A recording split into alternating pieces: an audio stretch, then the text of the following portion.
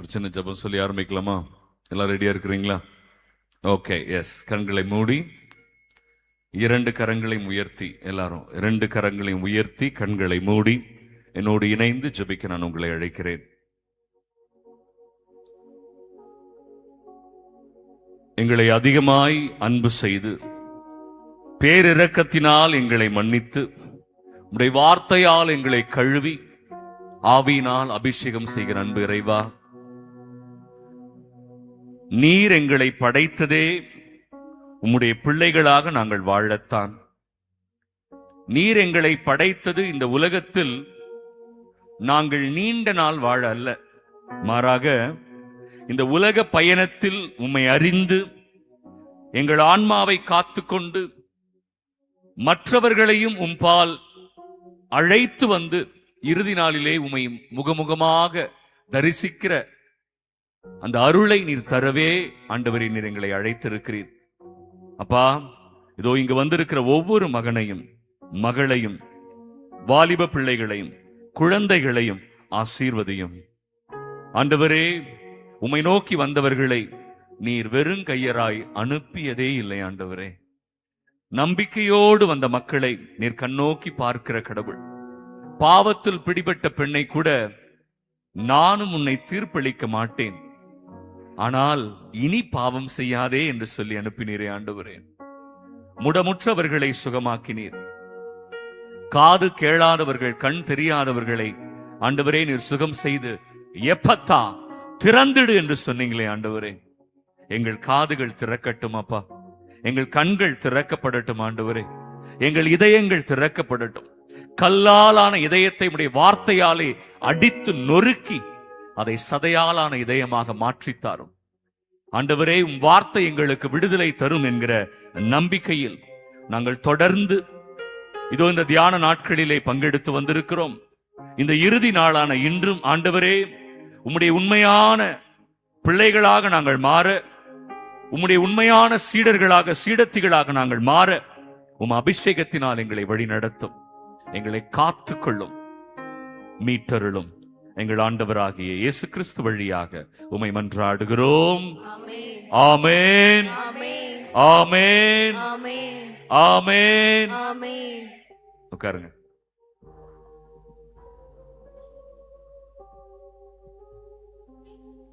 அன்பானவர்களே, நம்முடைய தாய் திருச்சபையை குறித்து ஒரு சில செய்திகளை சொல்லிவிட்டு இந்த நாள் நான் உங்களோடு பேசவிருக்கிற தலைப்பு நம்பிக்கை வாழ்வு. என்ன வாழ்வு? நம்பிக்கை வாழ்வு. ஏன்னா இன்னைக்கு அதுல நிறைய குழப்பங்கள் உள்ள வந்துருச்சு, நிறைய குழப்பங்கள் வந்துருச்சு. அதனால அந்த குழப்பத்திலிருந்து வெளியில வந்தாதான் நம்பிக்கை வாழ்வு அதிகரிக்கும். நம்பிக்கை வாழ்வு அதிகரித்தால் மட்டுமே இறைவனுடைய ஆசீர் கிடைக்கும். ஏன் அப்படிங்கறத நான் சொல்றேன். முதல்ல, திருச்சபை என்பது மிக மிக அத்தியாவசியமானது, முக்கியம். நான் உங்களுக்கு தெரியும், ஒரு இந்து குடும்பத்திலிருந்து வந்த ஒருத்தாள் இல்லையா? என் தந்தையினுடைய வழிகாட்டுதல், அப்புறம் என்னுடைய குருகுலத்தில் இருந்த மூத்த தந்தையர்களுடைய வழிகாட்டுதல், என்னுடைய நண்பர்களுடைய வழிகாட்டுதலின் அடிப்படையில் தான் இயேசுவை இன்னும் ஆழமாக நான் அறிந்து கொள்ள அது எனக்கு உதவியது. அப்ப நான் கத்துக்கிட்டது ஒன்னே ஒண்ணுதான். என்ன தெரியுமா? கத்தோலிக்க திருச்சபை மட்டும்தான் உண்மையான திருச்சபை. நல்லா கைத்தட்டுங்க. கத்தோலிக்க திருச்சபை மட்டும்தான் உண்மையான திருச்சபை. எனக்கு இதுல சந்தேகமே இல்லை, எனக்கு இதுல பயமும் இல்லை. ஏன் அப்படின்னா, இயேசு பேதுருவை அழைச்சி இதை தான் சொன்னார் இல்லையா? மத்தேயு 16வது அதிகாரம், உங்க எல்லாருக்கும் தெரிஞ்ச அதிகாரம், 18 வசனங்கள். பேதுரு, நீ பாறை இல்லையா, உன் மீது என் திருச்சபையை கட்டுவேன். நல்லா கவனிக்கணும், அந்த வார்த்தைகள்லாம் ரொம்ப முக்கியம். பேதுரு, உன் மீது என் திருச்சபையை கட்டுவேன். கத்தோலிக்க திருச்சபை என்பது பேதுரு என்னும் பாறையாகிய அவர் மீது கட்டப்பட்டது அவர் வழி வழியாக வந்த ஒரு திருச்சபை. அது மட்டும் இல்ல, இயேசு இந்த வார்த்தையை அழுத்தி சொல்றார், என் திருச்சபையை கட்டுவேன். So there cannot be another church. அதுல இன்னொரு திருச்சபை இருக்க வாய்ப்பு இல்ல. ஏன்னா அவர் கட்டின திருச்சபை யாருடைய திருச்சபை? இயேசுவுடைய திருச்சபை. அப்ப கத்தோலிக்க திருச்சபை யாருடைய திருச்சபை? இயேசுவுடைய திருச்சபை. கைகளை தட்டி ஆண்டவருக்கு நன்றி சொல்லுங்க.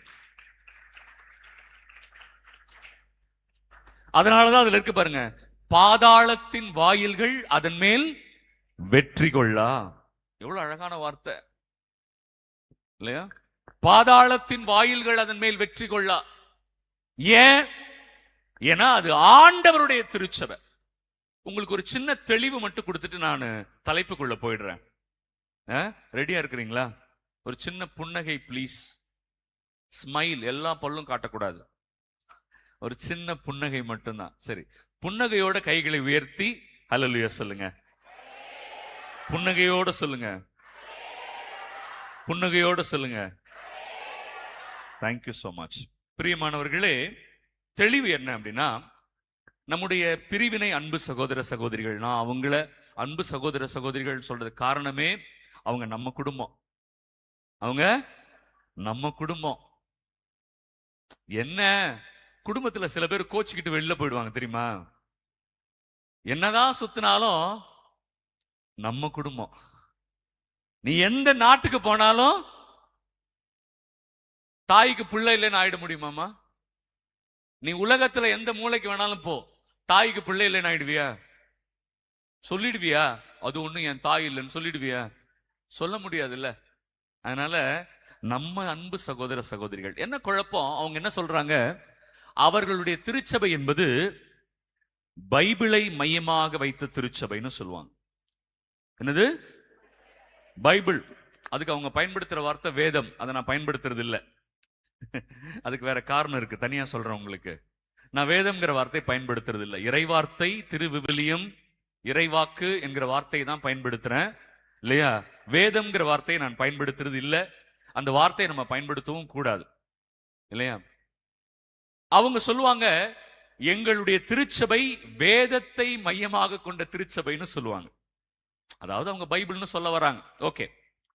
ஆனால் கத்தோலிக்க திருச்சபை என்பது இறை வார்த்தையை மையமாக கொண்ட திருச்சபை அல்ல. எல்லாம் அப்படியே ஷாக்கிங்கா பாப்பீங்க. இப்போ கத்தோலிக்க திருச்சபை என்பது இறை வார்த்தையை மையமாக கொண்ட திருச்சபை அல்ல.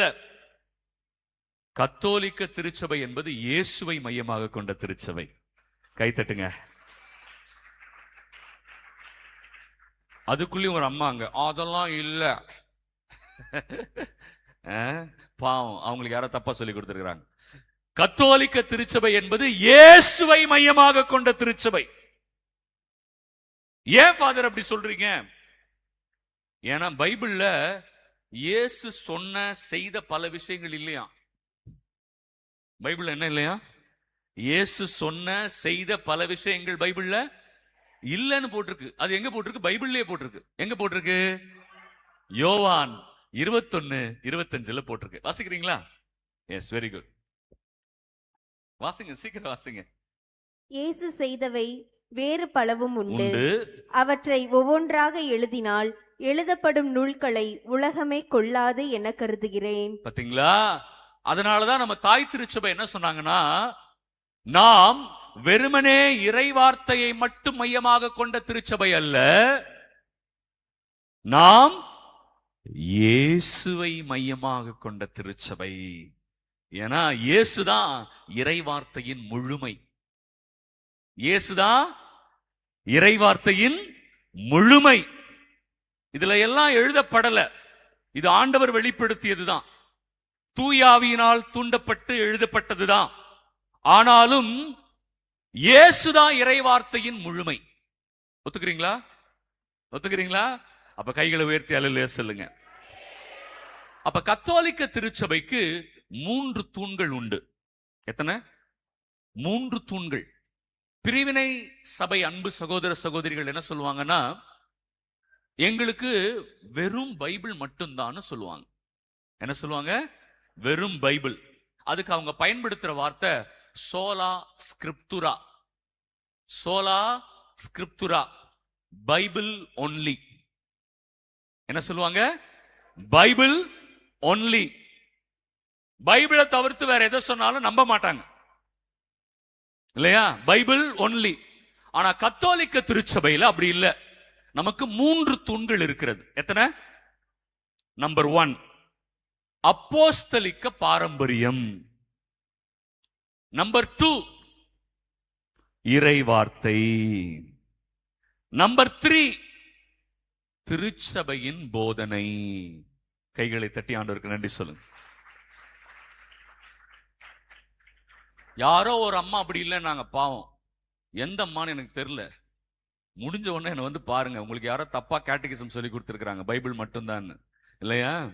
முடிஞ்ச உடனே என்ன வந்து பாருங்க. அப்போ கத்தோலிக்க திருச்சபையில 3 விஷயம் முக்கியம். எதெல்லாம்? அப்போஸ்தலிக்க பாரம்பரியம், இறை வார்த்தை, திருச்சபையின் போதனை. வெறும் பைபிள்னு சொல்றவங்க தான் பிரிவினை சபைகள். நம்ம அந்த ரகத்துல சேர்ந்துடக்கூடாது இல்லையா? நம்ம கத்தோலிக்க திருச்சபை. ஏன் ஃபாதர் நமக்கு இந்த 3 விஷயம் முக்கியம்? அப்போஸ்தலிக்க பாரம்பரியம், இறைவார்த்தை, திருச்சபையின் போதனை. ஏன் ஃபாதர் இது முக்கியம்? நான் சொல்லவா? இப்ப உங்களுக்கு நிறைய விஷயம், இதெல்லாம் ரொம்ப அடிப்படையான விஷயம்.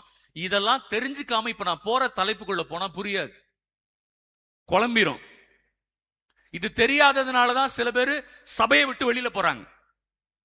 இது தெரிஞ்சுட்டா போக மாட்டாங்க. அதனாலதான் இதை நான் எல்லா இடத்துலயும் மக்களுக்கு சொல்லிக் கொடுக்கிறேன். தயவு செய்து இதை கத்துக்குவோம். பிரியமானவர்களே, இயேசு மரித்து உயிர்த்த பிறகு அப்போ வாழ்ந்து வந்த துவக்க கால கிறிஸ்தவர்கள் இருக்கிறாங்க இல்லையா? நம்ம அத ஆதி கிறிஸ்தவர்கள் சொல்றாங்க இல்லையா? துவக்க கால கிறிஸ்தவர்கள் அவங்க யாருமே பைபிளை கண்ணால பார்க்கல. அவங்க யாருமே பைபிளை கண்ணால பார்க்கல. அவங்க கிறிஸ்தவர்களா? அவங்க கிறிஸ்தவர்களா? ஆமாவா இல்லையா? ஆமா. ஆனா அவங்க பைபிள் பார்க்கலையே.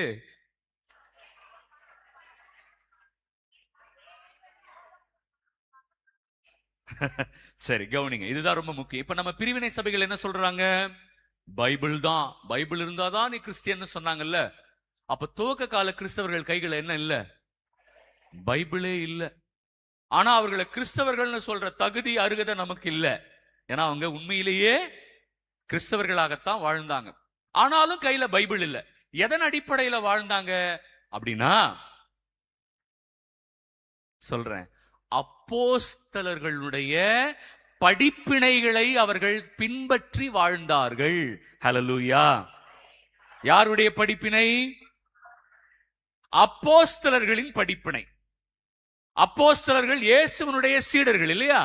அப்ப அவர்கள் வாய் வழியாய் சொன்னதை அவர்கள் காதால் கேட்டு நம்பிக்கை பெற்று இயேசுவை அறிந்து இயேசுவை நம்பி வாழ்ந்தார்கள். ஹல்லேலூயா, ஹல்லேலூயா.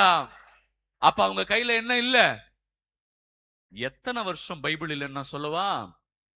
400 ஆண்டுகள். துவக்கத்தில் வாழ்ந்த அந்த 400 வருஷம், இயேசு உயிர்த்து கிட்டத்தட்ட 350 ஆண்டுகள் கிறிஸ்தவர்கள் யாருமே பைபிளை பார்க்கவே இல்லை. இதுதான் அவங்களுக்கு தெரியாது. நம்மளை விட்டு பிரிஞ்சு போனவங்களுக்கு எது தெரியாது? இதுதான் தெரியாது. அவங்க கையில என்ன இல்ல? 350 வருஷம் கையில. போதுமா? சும்மா ஆன ஒண்ணு வேதம் என்ன சொல்லுகிறது அப்படின்னுவாங்க. அப்ப முதல்ல வாழ்ந்த 350 வருஷம் வாழ்ந்த அந்த துவக்க கால கிறிஸ்தவர்கள் கைகள்ல என்ன இல்ல? பைபிள் இல்ல. அப்ப அவர்களை வழிநடத்தியது யாருன்னு பார்த்தா, அப்போஸ்தலர்களுடைய படிப்பினை, அப்போஸ்தலர்கள் வழிவந்த திருத்தந்தையர்கள், திருத்தந்தையர்களால் நியமிக்கப்பட்ட ஆயர்கள், ஆயர்களால் பணிக்கமர்த்தப்பட்ட மூப்பர்கள், அவங்கதான் குருக்கள், தியாக்கோன்கள், இவர்களை கொண்டுதான் தாய் திருச்சபை வழிநடத்தப்பட்டது. கைகளை தட்டி நன்றி சொல்லுங்க. எவ்வளவு முக்கியம் பாருங்க திருச்சபை, இல்லையா? அப்போஸ்தலர்கள் வழி வந்தவர்கள். ஃபாதர், அப்போஸ்தலர்கள் வழி வந்தவர்கள் எப்படி நியமிச்சாங்க? பைபிள்ல இருக்கு. அது தனி தலைப்பு. நான் சின்ன முன்னுரை தான் உங்களுக்கு கொடுக்க போறேன். ஏன்னா தலைப்பு வேற. எப்படின்னா, இப்பவும் திருத்தந்தை அவர்களை எப்படி தேர்ந்தெடுக்கிறாங்க? கான்க்ளேவ்னு சொல்லுவாங்க, இல்லையா? கர்தினால்கள் எல்லாம் ஒன்னா சேர்ந்து சீட்டுல பேர் எழுதி, அது யாருக்கு அதிகமா அந்த சீட்டு விழுதோ அவங்கள அந்த இடத்துல தேர்ந்தெடுப்பாங்க, இல்லையா? இது திருத்துதர் பணி 1வது அதிகாரத்தில் இருக்கு. வீட்டுல போய் வாசிங்க, தயவு செய்து வாசிங்க. யாராவது உங்களை கேட்பாங்க, எங்க போப்பாண்டவரை தேர்ந்தெடுக்கிறதெல்லாம் பைபிள்ல இருக்கான்னு கேட்பாங்க. ஏன்னா அவங்க எடுத்த உடனே எதாவது கேட்பாங்க, பைபிள்ல இருக்கா பைபிள்ல இருக்கா அப்படின்னு கேட்பாங்க. அதனால நம்ம பைபிள்லயும் ஸ்ட்ராங்கா இருக்கணும். அதே நேரத்தில் திருச்சபையின் போதனையும் முக்கியம். புரியுதா? திருச்சபையின் போதனை எனக்கு முக்கியம் இல்ல, நான் பைபிள் மட்டும்தான் பிடிச்சுப்பேன் அப்படின்னா அவர்கள் கத்தோலிக்கர்கள் அல்ல. ஏன் என்ன சொல்றேன், இது ரொம்ப ரொம்ப முக்கியமான செய்தி. ஓகே, அப்ப திருத்துதர் பணி 1வது அதிகாரத்துல இறந்து போனார்ல யூதாஸ் இஸ்காரியோத்து, அவனுக்கு பதிலாக ஒருவரை தேர்ந்தெடுப்பதற்காக அவர்கள் ஒன்று கூடி சீட்டு எழுதி போட்டுதான் தேர்ந்தெடுக்கிறாங்க.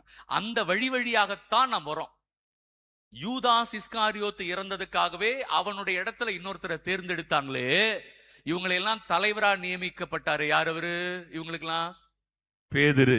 அப்ப பேதுரு இறந்த உடனே அவருக்கு பதிலா தேர்ந்தெடுக்கப்படுறாங்க. அவங்களுடைய பேர்லாம் பைபிள்ல இருக்கு. லைனஸ்னு ஒருத்தர் இருக்கிறார், அதுக்கப்புறம் வந்தவர். அதுக்கப்புறம் வந்த கிளீட்டஸ்னு ஒருத்தர் இருக்கிறார். அதுக்கப்புறம் வந்த கிளமெண்ட்னு இருக்கிறார். இவங்கெல்லாம் முதல்ல வந்த திருத்தந்தையர்கள். இவங்க பேர்லாம் பைபிள்ல இருக்கு. டைம் இல்ல, அது பைபிள் கிளாஸ் ஆயிடும். அதனால நான் உங்களுக்கு அதெல்லாம் சொல்லல. ரெஃபரன்ஸோட நான் இன்னொரு முறை வாய்ப்பு இருந்தா சொல்றேன். இப்ப நான் சொன்ன லைனஸ், கிளீட்டஸ், கிளமெண்ட் இவங்கெல்லாம் எங்க இருக்கு? பைபிள்லயே இருக்கு. பேதுருக்கு அப்புறம் அதுக்கு அடுத்தடுத்து தேர்ந்தெடுக்கப்பட்ட திருத்தந்தையர்கள். இவர்கள் நியமிச்சவங்க தான் ஆயர்கள். பைபிள் இருக்கானா? இருக்கு. திருத்துதர் பணி 20வது அதிகாரம் 28வது வசனத்தில் இருக்கு. என்ன இருக்கு தெரியுமா? பவுல் அங்க இருக்கிற கண்காணிப்பாளர்களை கூப்பிட்டு சொல்வார், திருச்சபை உங்களை கண்காணிப்பாளராக நியமித்திருக்கிறது. அதுல இருக்கமா வார்த்தை? கண்காணிப்பாளர் இருக்கு பாத்தீங்களா? அந்த கண்காணிப்பாளர்னு ஒரு வார்த்தை இருக்குல்ல. இத முதல்ல இந்த நூல் எழுதப்பட்டது கிரேக்கத்துல. எதுல எழுதப்பட்டது?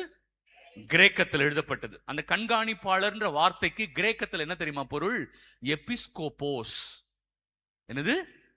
எபிஸ்கோபோஸ். அதான் கிரேக்க வார்த்தை. அந்த எபிஸ்கோபோஸ்ங்கிற கிரேக்க வார்த்தையினுடைய ஆங்கில வார்த்தை என்ன தெரியுமா? பிஷப். புரிஞ்சிருச்சா? அப்ப இங்க இருந்து தான் எடுத்திருக்கிறாங்க. கண்காணிப்பாளர்ங்கிற கிரேக்க வார்த்தை எபிஸ்கோபோஸ். எபிஸ்கோபோஸ் ஆங்கில வார்த்தை தான் பிஷப். அவங்க தான் ஆயர். அப்புறம் திருத்துதர் பணி 14வது அதிகாரத்தில் இருக்கு. அவர்கள் ஒவ்வொருத்தர் தலைமையிலையும் கை வச்சு ஒவ்வொரு நகரத்திற்கும் மூப்பர்களை ஏற்படுத்தினார்கள். இருக்கா பைபிள்ல? மூப்பர்களை ஏற்படுத்தினார்கள். ஃபாதர், மூப்பருக்கு கிரேக்க வார்த்தை என்ன? பிரெஸ்பித்தேரோஸ். மூப்பருக்கு கிரேக்க வார்த்தை என்ன? பிரெஸ்பித்தேரோஸ். ஒரு குருவானவர் வாழ்ற அந்த வீடு இருக்குல்ல, நீங்க ஃபாதர் பங்களான்னு சொல்லுவீங்க. ஆனா அது குருவானவர் வாழ்ற வீட்டுக்கு பேர் என்ன தெரியுமா? பிரெஸ்பிட்டரி. பிரெஸ்பிட்டரி, சரியா? பிரெஸ்பிட்டரின்னு சொல்லுவாங்க குருவானவர் வாழ்கிற இடம். ஏன்னா அங்க பிரெஸ்பிட்டரியில வாழ்றவர் யாருன்னா பிரெஸ்பித்தரோஸ். பிரெஸ்பித்தரோஸ் அதனுடைய தமிழ் சொல்லுதான் மூப்பர். அதனுடைய கிரேக்க வார்த்தை பிரெஸ்பித்தரோஸ், சரியா? அதனுடைய ஆங்கில வார்த்தை பிரீஸ்ட், குருவானவர். பாத்தீங்களா? அதுவும் பைபிள்ல இருக்கா? அதுக்கப்புறம் திருத்துதர் பணி 6வது அதிகாரத்துல அவர்கள் திருத்தொண்டர்களை தேர்வு செய்வாங்க. அவங்க அதுக்கு திருத்தொண்டருக்கு கிரேக்க வார்த்தை தியாகோனோஸ். கிரேக்க வார்த்தை என்ன? தியாகோனோஸ். அதனுடைய ஆங்கில வார்த்தை டீக்கன். ஓகேவா? தமிழ் வார்த்தை திருத்தொண்டர். அன்பானவர்களே, துவக்க காலத்தில் கைகளில் பைபிள் வர்றதுக்கு முன்னாடியே அவர்கள் போப்பாண்டவர்களாக, ஆயர்களாக, குருக்களாக, தியாக்கோன்களாக இந்த திருச்சபை செயல்பட்டது. கைகளை தட்டி ஆண்டவருக்கு நன்றி சொல்லுங்க பிரியமானவர்களே.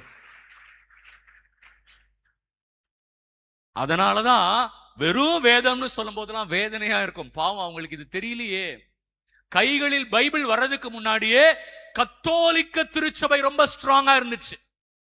சரி ஃபாதர், கத்தோலிக்க திருச்சபைன்னு ஏன் சொல்றோம் அப்படின்னு ஒரு கேள்வி வரும். அது வந்தாதான் நான் சொல்ல போற தலைப்பு புரியும். கவனமா கவனிங்க. லேட்டா வரவங்க எல்லாம் மிஸ் பண்ணிடுவாங்க, பரவாயில்ல. நல்லா கவனிங்க. கத்தோலிக்க திருச்சபை என்கிற வார்த்தை எங்கிருந்து எடுக்கப்பட்டதுன்னா, திருத்துதர் பணி 9வது அதிகாரம் 31வது வசனத்திலிருந்து எடுக்கப்பட்டது. கத்தோலிக்க திருச்சபை என்பது திருத்துதர் பணி 9வது அதிகாரம் 31வது வசனத்திலிருந்து எடுக்கப்பட்ட வார்த்தை. இப்ப நான் வாசிக்கிறேன், என் கண்ணு முன்னாடி இருக்கு, நான் வாசிக்கிறேன், நீங்க கவனிங்க. பிரியமானவர்களே, கவனிக்காதவங்க மட்டும் ஒரு அல்லேலூயா சொல்லுங்க. எல்லாருமா கவனிக்கிறீங்க? இப்படி அநியாயத்துக்கு எல்லாரும் உஷாரா இருக்கிறாங்க ஃபாதர். ஒருத்தர் கூட ஏமாற மாட்டேங்கிறாங்க. பயங்கர உஷாரா இருக்கிறீங்கம்மா நீங்க. ட்ரைனிங் இல்ல, ஆல்பர்ட் ஃபாதர் ட்ரைனிங், அப்புறம் வந்து அமல்ராஜ் ஃபாதர் ட்ரைனிங், பயங்கர ட்ரைனிங் உங்களுக்கு. சரி, திருத்துதர் பணி 9வது அதிகாரம் 31வது வசனம். இப்ப நான் வாசிக்கிறேன் பாருங்களேன். யூதேயா, கலிலேயா, சமாரியா, இப்ப கவனிங்க, ஆகிய பகுதிகளிலெல்லாம் திருச்சபை வளர்ச்சியுற்று. இந்த இடம் இருக்குல்ல, இதை அண்டர்லைன் பண்ணிக்கோங்க. இந்த இடத்தை அண்டர்லைன் பண்ணிக்கோங்க. ஆகிய பகுதிகளில் எல்லாம் திருச்சபை இருக்குல்ல, அதை அண்டர்லைன் பண்ணிக்கோங்க. இப்ப கவனிங்க, இதெல்லாம் நீங்க அப்புறமா செக் பண்ணிக்கலாம், கூகுள்ல போய் செக் பண்ணிக்கலாம். இதோடைய கிரேக்க வெர்ஷன், கிரீக் வெர்ஷன், அதுல எப்படி தெரியுமா எழுதியிருக்கிறாங்க? இந்த ஆகிய பகுதிகளில் எல்லாம் திருச்சபை வளர்ச்சியுற்றதுன்னு எழுதியிருக்கிறாங்கல்ல, அந்த இடத்துல கிரேக்க வார்த்தை வந்து காத்தோலிகோஸ் எக்லேசியா. என்ன எழுதியிருக்கிறாங்க? காத்தோலிகோஸ் எக்லேசியா அப்படிங்கிற வார்த்தை தான் கிரேக்க வார்த்தை. தமிழாக்கத்துல இப்படி இருக்கு. அந்த காத்தோலிகோஸ் எக்லேசியா ஆகிய பகுதிகளில் எல்லாம் எல்லாருக்குமான திருச்சபையா வளர்ந்ததுனால அவங்க பயன்படுத்தின வார்த்தை காத்தோலிகோஸ். இதுல கிரேக்கத்துல, லத்தீன்ல காத்தோலிக்கா, லத்தீன்ல, இங்கிலீஷ்ல கேத்தலிக். கைகளை தட்டி நன்றி சொல்லுங்க. எக்லேசியா அப்படிங்கிற வார்த்தை தான் இங்கிலீஷ்ல சர்ச், தமிழ்ல திரு அவை. எக்லேசியாங்கிறது கிரேக்க வார்த்தை, ஓகே? அதுதான் இங்கிலீஷ்ல சர்ச், தமிழ்ல திரு அவை. அந்த கத்தோலிக்க திருச்சபைங்கிறது இந்த வசனத்திலிருந்து தான் எடுக்கப்பட்டது. எத்தனை பேருக்கு இது தெரியும்? கைத்தட்டி ஆண்டவருக்கு நன்றி சொல்லுங்க. எவ்வளவு பெரிய விஷயம் இல்லையா பிரியமானவர்களே? அதனாலதான் நம்ம தாய் திருச்சபைக்கு ஒரு பேர் இருக்கு. ஒரே தூய கத்தோலிக்க அப்போஸ்தலிக்க திருச்சபை. நம்ம தாய் திருச்சபையினுடைய பேர் என்ன? ஒரே தூய கத்தோலிக்க அப்போஸ்தலிக்க திருச்சபை. மறக்காதீங்க, மறக்காதீங்க. ஆர்சி ஆர்சின்னு வாங்க, அது செல்ல பேரு. ரோமன் சர்ச்சுங்கிறது செல்ல பேரு இல்லையா? ஏன்னா பெரிய ஒரு ரோமை பேரரசே கத்தோலிக்க திருச்சபை மதம் மாறினதுனால அந்த காலத்துல அப்படி ஒரு பேர் சொல்லி கூப்பிட்டாங்க. ஆனா நம்மளுடைய அபிஷியல் நேம், நம்முடைய திருச்சபையினுடைய பேரு என்னது? ஒரே தூய கத்தோலிக்க அப்போஸ்தலிக்க திருச்சபை. இத நான் ஏன் தெரியுமா இவ்வளவு நேரம் சொன்னேன்? பைபிள் கையில வர்றதுக்கு முன்னாடியே கத்தோலிக்க திருச்சபை தான் இருந்தது. எது வர்றதுக்கு முன்னாடிமா? பைபிள் வர்றதுக்கு முன்னாடியே. ஓகேவா? ஒண்ணு. ரெண்டாவது, பைபிள் வர்றதுக்கு முன்னாடியே திருத்தந்தை, ஆயர்கள், குருக்கள், தியாக்கோன்கள் என்று திருச்சபை கட்டமைக்கப்பட்டு விட்டது. அதனாலதான் ஒவ்வொரு குருவானவரும் ஆயருக்கு கீழ்ப்படிந்து நடக்கணும் இல்லையா? ஆயர் திருத்தந்தையின் பதிலாளாக நம் மறை மாவட்டத்தில் செயல்படுறாரு. இது எல்லாம் ஒரே திருச்சபை. அதனாலதான் the center for the study of global Christianity, the center for the study of global Christianity என்கிற மையம் ஒரு தரவுகளை வெளியிட்டது.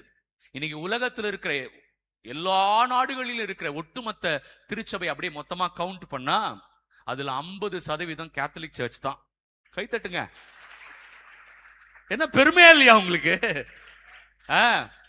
அப்புறம் சொல்றேன் கேளுங்க, இன்னொரு 25% ஆர்த்தடாக்ஸ் திருச்சபைகள். என்னது? அவங்களும் கேத்தலிக் சர்ச் தான். கைத்தட்டுங்க. மத்த 25% தான் பிரிவினை சபைகள். அந்த பிரிவினை சபைக்குள்ள 49,000 குட்டி சபைகள் இருக்கிறது. அந்த 25% எத்தனை இருக்குமா? 49,000 குட்டி சபைகள். அது கவுண்ட் நிக்கல, இன்னும் அதிகமாகும் எனக்கு தெரியுது. நமக்கு தெரியும் இல்லையா? ஏன்னா தெருவுக்கு தெரு ஆரம்பிக்கிறாங்க. ஓகே, நமக்கு அதுக்குள்ள போக வேண்டாம். குறைந்தபட்சம் இப்ப உலகத்தில் இருக்கிற 75% என்ன திருச்சபை? கைத்தட்டி நன்றி சொல்லுங்க. சரி, அது மட்டும் இல்ல, அந்தியோக்கியா என்கிற ஒரு நகர் இருந்துச்சு, எல்லாருக்கும் தெரியும். அந்த நகரில் தான் இயேசுவை பின்பற்றியவர்களை முதலாக கிறிஸ்தவர்கள் என்று அழைத்தார்கள். எங்க? அந்தியோக்கியாவில தான் முதலாக இயேசுவை பின்பற்றியவர்களை என்னன்னு அழைச்சாங்க? கிறிஸ்தவர்கள் என்று அழைத்தாங்க அந்த நகரத்தை. அந்த நகரத்தினுடைய முதல் ஆயர் இஞ்ஞாசியார். அந்த நகரத்தினுடைய முதல் ஆயர் யாரு? இஞ்ஞாசியார். நீங்க போய் கூகுள்ல போட்டு பார்க்கலாம். Saint Ignatius of Antioch. Saint Ignatius of Antioch, அந்தியோக்கியா என்கிற நகரத்தை சார்ந்த இஞ்ஞாசியார். இயேசு சபை ஆரம்பிச்ச இஞ்ஞாசியார் இல்ல, அவர் வேற. இது முதலாக, ஆமா, முதல் திருச்சபையில அந்தியோக்கியா நகரத்துல தானே கிறிஸ்தவர்கள் சொன்னாங்க. அந்த இடத்துல அப்போஸ்தலர்களால் அபிஷேகம் செய்யப்பட்டு ஆயராக நியமிக்கப்பட்டவர். இப்போ இன்னொரு சர்ப்ரைஸ் உங்களுக்காக சொல்றேன். எந்த அப்போஸ்தலர் அவரை அபிஷேகம் செஞ்சார் தெரியுமா? புனித யோவான். கைகளை தட்டி நன்றி சொல்லுங்க. அவர் அபிஷேகம் செஞ்ச அப்போஸ்தலர் யாரு? இயேசுனுடைய அன்பு சீடர். யாருமா? இயேசுனுடைய அன்பு சீடர். அவர்தான் அவர் அபிஷேகம் செஞ்சு அந்த இடத்துல ஆயரா நியமிச்சார். அந்தியோக்கியாவை சார்ந்த அந்த ஆயர் இஞ்ஞாசியார் ஒரு கடிதம் எழுதுறார். அந்த கடிதம் இப்பவும் கூகுள்ல இருக்கு, நீங்க போய் போட்டு பார்க்கலாம். A letter to the people of Smyrna. Smyrna என்கிற நகரத்தை சார்ந்த மக்களுக்கு ஒரு கடிதம் எழுதுறார். அம்மா டிஸ்ட்ராக்ட் ஆகாதீங்கம்மா, இங்க கவனிங்க. அம்மா தாயே, என்னது கூப்பிடுறாங்கன்னு எனக்கும் தெரியல, அவங்க எது கூப்பிடுறாங்கன்னு தெரியல. கவனிங்கம்மா. அம்மா, எவ்வளவு சீரியஸா சொல்லிக்கிட்டு இருக்கிறேம்மா, முக்கியமாமா அது. கவனிங்கம்மா. யார் வந்தா என்ன, யார் போனா என்னம்மா, கவனிங்கம்மா. ரொம்ப முக்கியமான விஷயமா இது, நல்லா கவனிங்க. ஏன்னா எனக்கு முன்னாடி இருக்கிறவங்க இப்படி பண்ணும்போது அது இன்னும் பின்னாடியாவது எனக்கு தெரிய மாட்டேங்குது. முன்னாடி உட்கார்ந்துட்டு கையை காட்டிக்கிட்டு ஆள் வராங்க போறாங்கன்னா அது டிஸ்ட்ராக்ஷனா இருக்கு இல்லையா? பண்ணாதீங்க. கவனிங்க.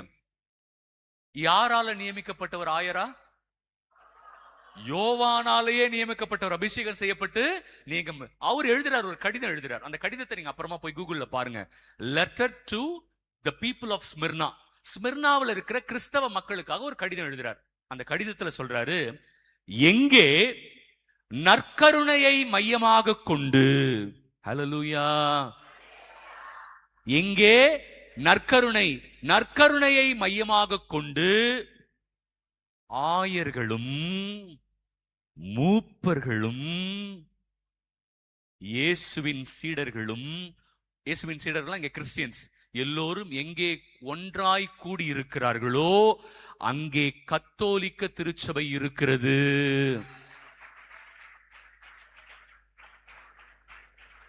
சொன்னது நம்ம ஊர் பாஸ்டர் இல்ல,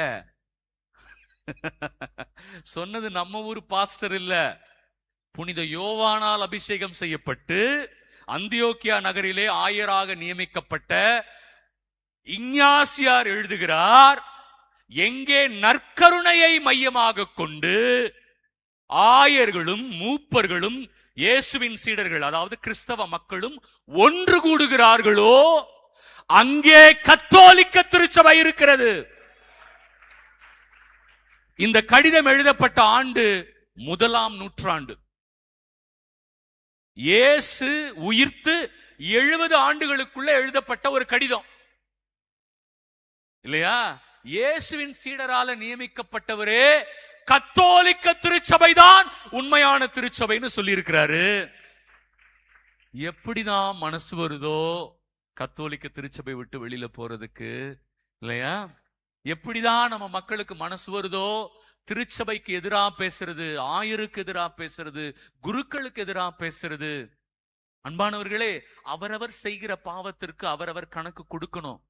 நீங்க யார பத்தியும் பேச வேண்டாம். நீங்க யார பத்தியும் பேச வேண்டாம். உங்களுக்கு தெரியுமா, உங்களை விட குருக்கள் தான் அதிகமாக கணக்கு கொடுக்க வேண்டியவர்கள். யாக்கோபு 3:1 இருக்கு. யாக்கோபு 3:1 இருக்கு. யாரும் போதகர்களாக விரும்ப வேண்டாம், ஏனென்றால் உங்களை விட போதகர்களாகிய நாங்களே கடினமான தீர்ப்புக்கு உள்ளாக வேண்டி இருக்கிறது. தெரியுமா? அதனால வாயை திறந்து யாரும் யாரை பத்தி பேசாதீங்க. திருச்சபையை பத்தி பேசாதீங்க. ஆயர்கள் குருக்களை பத்திலாம் பேசுற உரிமையோ தகுதியோ அருகதையோ நமக்கு இல்ல. ஏன்னா அவங்க பாவத்துக்கு அவங்க கணக்கு கொடுப்பாங்க. உங்களை விட எக்ஸ்ட்ரா கணக்கு கொடுக்க வேண்டியவங்க நாங்க. எங்களை பத்தி பேசி நீங்க எக்ஸ்ட்ரா வாங்கிக்காதீங்க, இல்லையா? சோ சிம்பிளா விட்டுருங்க. அவங்க உங்களுக்காக ஜெபம் பண்ணுங்க, போதும். ஓகே, இப்ப நான் ஏன் இதை சொல்றேன்? பைபிள் தோன்றுவதற்கு முன்பதாகவே கத்தோலிக்க திருச்சபை என்கிற கட்டமைப்பை இயேசுவின் வழிவந்த அப்போஸ்தலர்கள் நியமித்தார்கள், இல்லையா? ஆகவே இறை வார்த்தை என்பது அப்போஸ்தலிக்க பாரம்பரியத்திலிருந்து வந்ததுதான் இறை வார்த்தை. அதனாலதான் நான் முதல்ல எது முக்கியம் சொன்னேன்? அப்போஸ்தலிக்க பாரம்பரியம் முதல்ல முக்கியம்னு சொன்னேன். அவங்க தான் நமக்கு என்ன கொடுத்தாங்க? பைபிளை கொடுத்தாங்க. அதனாலதான் 2வது பைபிள் முக்கியம்னு சொன்னேன். 3வது, இந்த பைபிளை எல்லாரும் இஷ்டம் போல போதிக்க கூடாது. இப்பெல்லாம் தடி எடுத்தவன் எல்லாம் தண்டல்காரன் ஆகிவிட்டான். கரெக்டுங்களாமா? அப்படி பைபிளை தூக்கி அக்குள்ள சொருவிட்டா அவர் பாஸ்டர் ஆயிடுறாரு. இதுல நம்ம ஆளுங்க வேற, பைபிள் அப்படி கையில எடுத்துட்டா போதகர் ஆயிடுறாரு. அவங்க நினைச்சுக்கிறாங்க நம்ம போதகர் ஆயிடலான்னு, இல்லையா? அன்பானவர்களே, லே மினிஸ்டரா நீங்க இருந்தா கூட கத்தோலிக்க திருச்சபையின் வழி நடத்துதலின்படிதான் செயல்படணுமே ஒழிய தனியாலாம் செயல்பட்டா அது திருச்சபைக்கு எதிரானது. ஃபாதர், நான் ஃபாதரை விட சூப்பரா பிரசங்கம் வைப்பேன், வச்சுக்கோ. ஆனா திருச்சபை அங்கீகரிக்காது. திருச்சபை அங்கீகரிக்கலனா நீங்க இயேசுவின் திருச்சபைக்கு எதிரானவர்களாக மாறிடுவீங்க. எல்லாரும் பைபிளை பிரசங்கம் பண்ணக்கூடாது. எங்க இருக்கு? 2 பேதுரு 1வது அதிகாரம் 20வது வசனத்துல இருக்கு. வாசிங்க. 2 பேதுரு 1வது அதிகாரம் 20வது வசனம். ஆனால் மறைநூலில் உள்ள எந்த இறைவாக்கும் எவரது சொந்த விளக்கத்திற்கும் உட்பட்டது அல்ல என்பதை நீங்கள் முதலில் அறிய வேண்டும். தெரிஞ்சுக்கிட்டீங்களா? முதல்ல எதை தெரிஞ்சுக்கோங்க? பைபிள்ல இருக்கிற எந்த வசனமோ எவரது சொந்த விளக்கத்திற்கும் உட்பட்டதல்ல. யாரும் இஷ்டம் போலலாம் போதிக்க கூடாது. குருவானவரே அதை செய்ய முடியாது. குருவானவரே அவர் போதிக்கிறது திருச்சபையின் போதனைகளோடு ஒத்து போனோம். குருவானவர் போதிக்கிறது பைபிளோட ஒத்து போனோம். குருவானவர் போதிக்கிறது திருச்சபைக்கு எதிராகவும் பைபிளுக்கு எதிராகவும் இருந்தா அது மகா பாவம். அது மகா பாவம். தயவு செய்து அந்த தைரியத்தெல்லாம் எடுத்துக்க கூடாது யாரும். அதனாலதான் ஒவ்வொரு முறையும் நற்செய்தி நான் போதிக்கும் போது மிகுந்த இறை அச்சத்தோடு தான் அதை பேசுவேன். ஏன்னா ஒரு இடத்துல கூட நம் சொந்த கற்பனையை கலந்துடக்கூடாது, நம் சொந்த விருப்பு வெறுப்புகளை கலந்துடக்கூடாது அப்படிங்கறதுல கவனமா இருக்கிறதுனாலதான் வெறும் இறை வார்த்தை. ஆயா வடை சுட்ட கதையெல்லாம் நான் சொல்றதே இல்லை, இல்லையா? வாட்ஸ்அப் கதையெல்லாம் நான் சொல்றதே இல்லை. ஒண்ணு நடந்த சம்பவமா இருக்கும், இல்ல இறை வார்த்தையா இருக்கும், இல்ல திருச்சபையினுடைய போதனையா இருக்கும். ஏன் ஆயா வடை சுட்ட கதையை சொல்றது இல்ல? ஏன்னா அந்த கதை என்னை விட உங்களுக்கு பெட்டரா தெரியும், இல்லையாமா? என்னை விட சூப்பர் சூப்பர் கதையெல்லாம் உங்களுக்கு தெரியும். ஆனா பைபிளை போதிக்கும் பொழுது அது திருச்சபையின் போதனைகளுக்கு ஒத்து போனதாக இருக்கணும், இறை வார்த்தைக்கு ஒத்து போனதா இருக்கணும், அப்போஸ்தலிக்க பாரம்பரியத்துக்கு ஒத்து போனதா இருக்கணும். இந்த 3க்கும் அகைன்ஸ்டா யாரு பேசினாலும் தப்பு. அருள்மணி பேசினாலும் தப்புதான். புரியுதுங்களா? அதனாலதான் 2000 வருஷம் கத்தோலிக்க திருச்சபை இன்னும் கம்பீரமாக நடைபோட்டுக் கொண்டிருக்கிறது. நம்ம கத்தோலிக்க மக்களுடைய மக்கள் தொகை தெரியுமா? உலகத்துள்ளா 1.5 பில்லியன். 1.5 பில்லியன். எவ்வளவு சோதனை, எவ்வளவு போராட்டம், எவ்வளவு பிரிவினை வந்துச்சு. ஆனாலும் கத்தோலிக்க திருச்சபை மட்டும் வீறு நடைபோடுகிறது. ஏன்? ஏன்னா இது இயேசுவை மையமாக கொண்ட திருச்சபை. புரியுதுங்களா? we are Christ centered church. அது அடிக்கடி நான் சொல்ல பெருமைப்படுறேன். நான் கத்தோலிக்க திருச்சபை என்று சொல்வதிலே எனக்கு ஒரு பெரிய பெருமை. புரியுதுங்களா? தயவு செய்து இதை மறந்துடாதீங்க. அப்புறம் நான் ஏன் இதை சொல்றேன்? அப்ப பைபிளை இஷ்டம் போல சொல்லக்கூடாது. அடுத்தது, பைபிள்ல இருக்கிற வசனங்களை மாத்தியும் சொல்லக்கூடாது. கலாத்தியர் 1:8 எடுங்க. கலாத்தியர் 1:8. நான் இப்படி போதிச்சா ஜனங்களுக்கு பிடிக்கும்ன்றதுக்காக நான் மாத்தக்கூடாது. உங்களுக்கு பிடிச்சாலும் பரவாயில்ல, பிடிக்கலனாலும் பரவாயில்ல, ஆண்டவர் சொல்றதுதான் சொல்லணும். நான் மாத்தியெல்லாம் சொல்ல முடியாது. கத்தோலிக்க திருச்சபை என்ன சொல்லுதோ அதை தான் நான் சொல்லணும். நான் மாத்தியெல்லாம் சொல்ல முடியாது. அந்த உரிமையும் அந்த அதிகாரமும் எனக்கு கொடுக்கப்படல. ஏன்னா இது இயேசு கொடுத்த அதிகாரம். கலாத்தியர் 1:8 வாசிங்க. நாங்கள் உங்களுக்கு அறிவித்த நற்செய்தி நின்று மாறுபட்ட ஒன்றை நாங்களோ விண்ணிலிருந்து வந்த தூதரோ, விண்ணிலிருந்து வந்த தேவ தூதரோ யார் அறிவித்தாலும், யாரு தப்பா அறிவித்தாலும் அவர்கள் சபிக்கப்படுக. பயமா இருக்கு அந்த வசனத்தை கேட்கும் போது, பயமா இருக்குல்ல? யாராவது இந்த உள்டாவா இல்ல இது இப்படிதான் இருக்கும், அது அப்படிதான் இருக்கும் மாத்திலாம் பேசக்கூடாது. நாம் பேசுறது திருச்சபையின் சட்டத்திட்டத்திலிருந்து வரணும். நாம் பேசுறது பைபிளுக்கு ஒத்து போனோம். நாம் பேசுறது அப்போஸ்தலிக்க பாரம்பரியத்துக்கு ஒத்து போனோம். இந்த 3 விஷயத்தோட ஒத்து போகாத போதனை இயேசுவுக்கு எதிரான போதனை. புரியுதா? இன்னைக்கு நிறைய பேர் கிளம்பிட்டாங்க கேத்தலிக் சர்ச்சுக்குள்ளேயே இல்லையா? திருச்சபைக்கு எதிராகவே பேசுறாங்க. திருச்சபைக்கு எதிராக பேச நமக்கு எந்த உரிமையும் தகுதியும் இல்ல. பிரியமானவர்கள், அதை ஞாபகம் வச்சுக்கோங்க. சரி, அப்ப இந்த இறை வார்த்தைக்குள்ளதான் இப்ப நம்ம போறோம். அப்ப சரியா புரிஞ்சுக்கணும் இல்லையா? நம்ம திருச்சபை என்ன சொல்லி கொடுக்கறாங்க, பைபிள் என்ன நமக்கு சொல்லி கொடுக்கறாங்க அப்படின்றத நம்ம பார்க்கணும். அன்பானவர்களே, இந்த பைபிள் நீங்க கையில வச்சிருக்கிறீங்களா, இது ஒரு மொத்தமா பைபிளா தொகுக்கப்பட்ட ஆண்டு 382. கிபி 382. அப்பதான் திருத்தந்தை டமாசுஸ் என்கிற போப்பாண்டவர் முதலாக பழைய ஏற்பாடு 46, புதிய ஏற்பாடு 27 என்று அறிவித்தார். கைகளை தட்டி நன்றி சொல்லுங்க. இதுதான் உங்க கைத்தட்டலா? பழைய ஏற்பாடு என்ன எத்தனமா? 46. புதிய ஏற்பாடு. இப்ப நம்ம பிரிவினை அன்பு சகோதர சகோதரிகள் பழைய ஏற்பாடு 46ங்கிறத ஏத்துக்காம 39 வச்சுப்பாங்க அவங்க. புதிய ஏற்பாடுல 27 நம்ம சொன்னதை ஏத்துக்குவாங்க. அவங்க கிட்ட நான் என்ன அன்பா கேட்கிறேன் அப்படின்னா, எங்க 27ன்னு சொன்னதும் நாங்க தாங்க. புதிய ஏற்பாடுல 27 தான் இருக்கணும்னு சொன்னது யாருங்க? நாங்க தான். ஏன்னா அந்த காலத்துல பர்னபாஸ் எழுதிய நற்செய்தின்னு ஒண்ணு இருந்துச்சு, தோமையார் எழுதிய நற்செய்தின்னு ஒண்ணு இருந்துச்சு, பேதுரு எழுதிய நற்செய்தின்னு ஒண்ணு இருந்துச்சு, யூதாஸ் எழுதிய நற்செய்தின்னு ஒண்ணு இருந்துச்சு. இதெல்லாம் பைபிள்ல சேர்க்க கூடாதுன்னு முடிவு பண்ணது யார் தெரியுமா? கத்தோலிக்க திருச்சபை. இதெல்லாம் முடிவு பண்ணது யாரு? புதிய ஏற்பாடுல 27 தான் இருக்கும், பழைய ஏற்பாடு 46 தான் அப்படின்னு முடிவு பண்ண ஆண்டு எந்த வருஷம்? 382, 4ஆம் நூற்றாண்டு. அத ஃபைனலா ராட்டிஃபை பண்ணுவாங்கன்னு சொல்லுவாங்க. அவ்வளவுதான், இதுக்கு மேல இதுல சேர்க்கவும் கூடாது கழிக்கவும் கூடாது அப்படின்னு ஃபைனலா சொன்ன ஆண்டு எது தெரியுமா? 397. 397.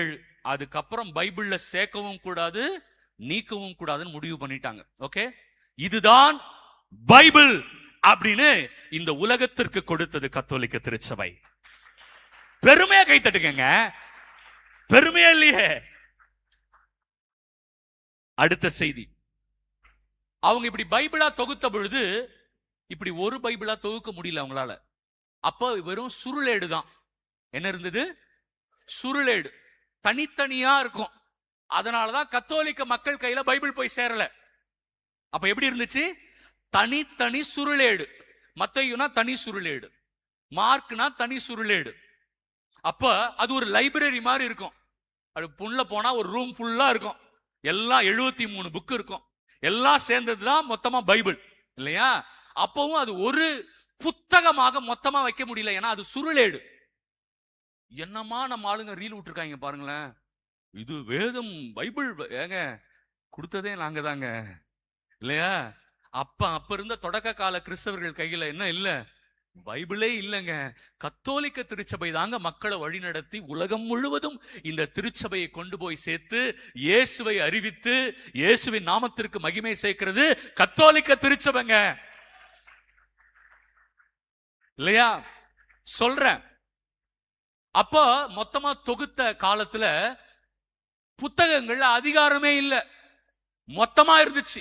மத்தேயுனா எப்படி இருக்கும்னா முதல்ல ஆரம்பிச்சு கடைசி வசனம் வரைக்கும் அப்படி மொத்தமா இருக்கும். நடுவுல வசனமும் போடல, அதிகாரமும் போடல. இப்படிதான் இருந்துச்சு பைபிள் முதல்ல. எத்தனை வருஷம் வரைக்கும் அப்படி இருந்துச்சு தெரியுமா? 1226 வருஷம் வரைக்கும் இருந்துச்சு.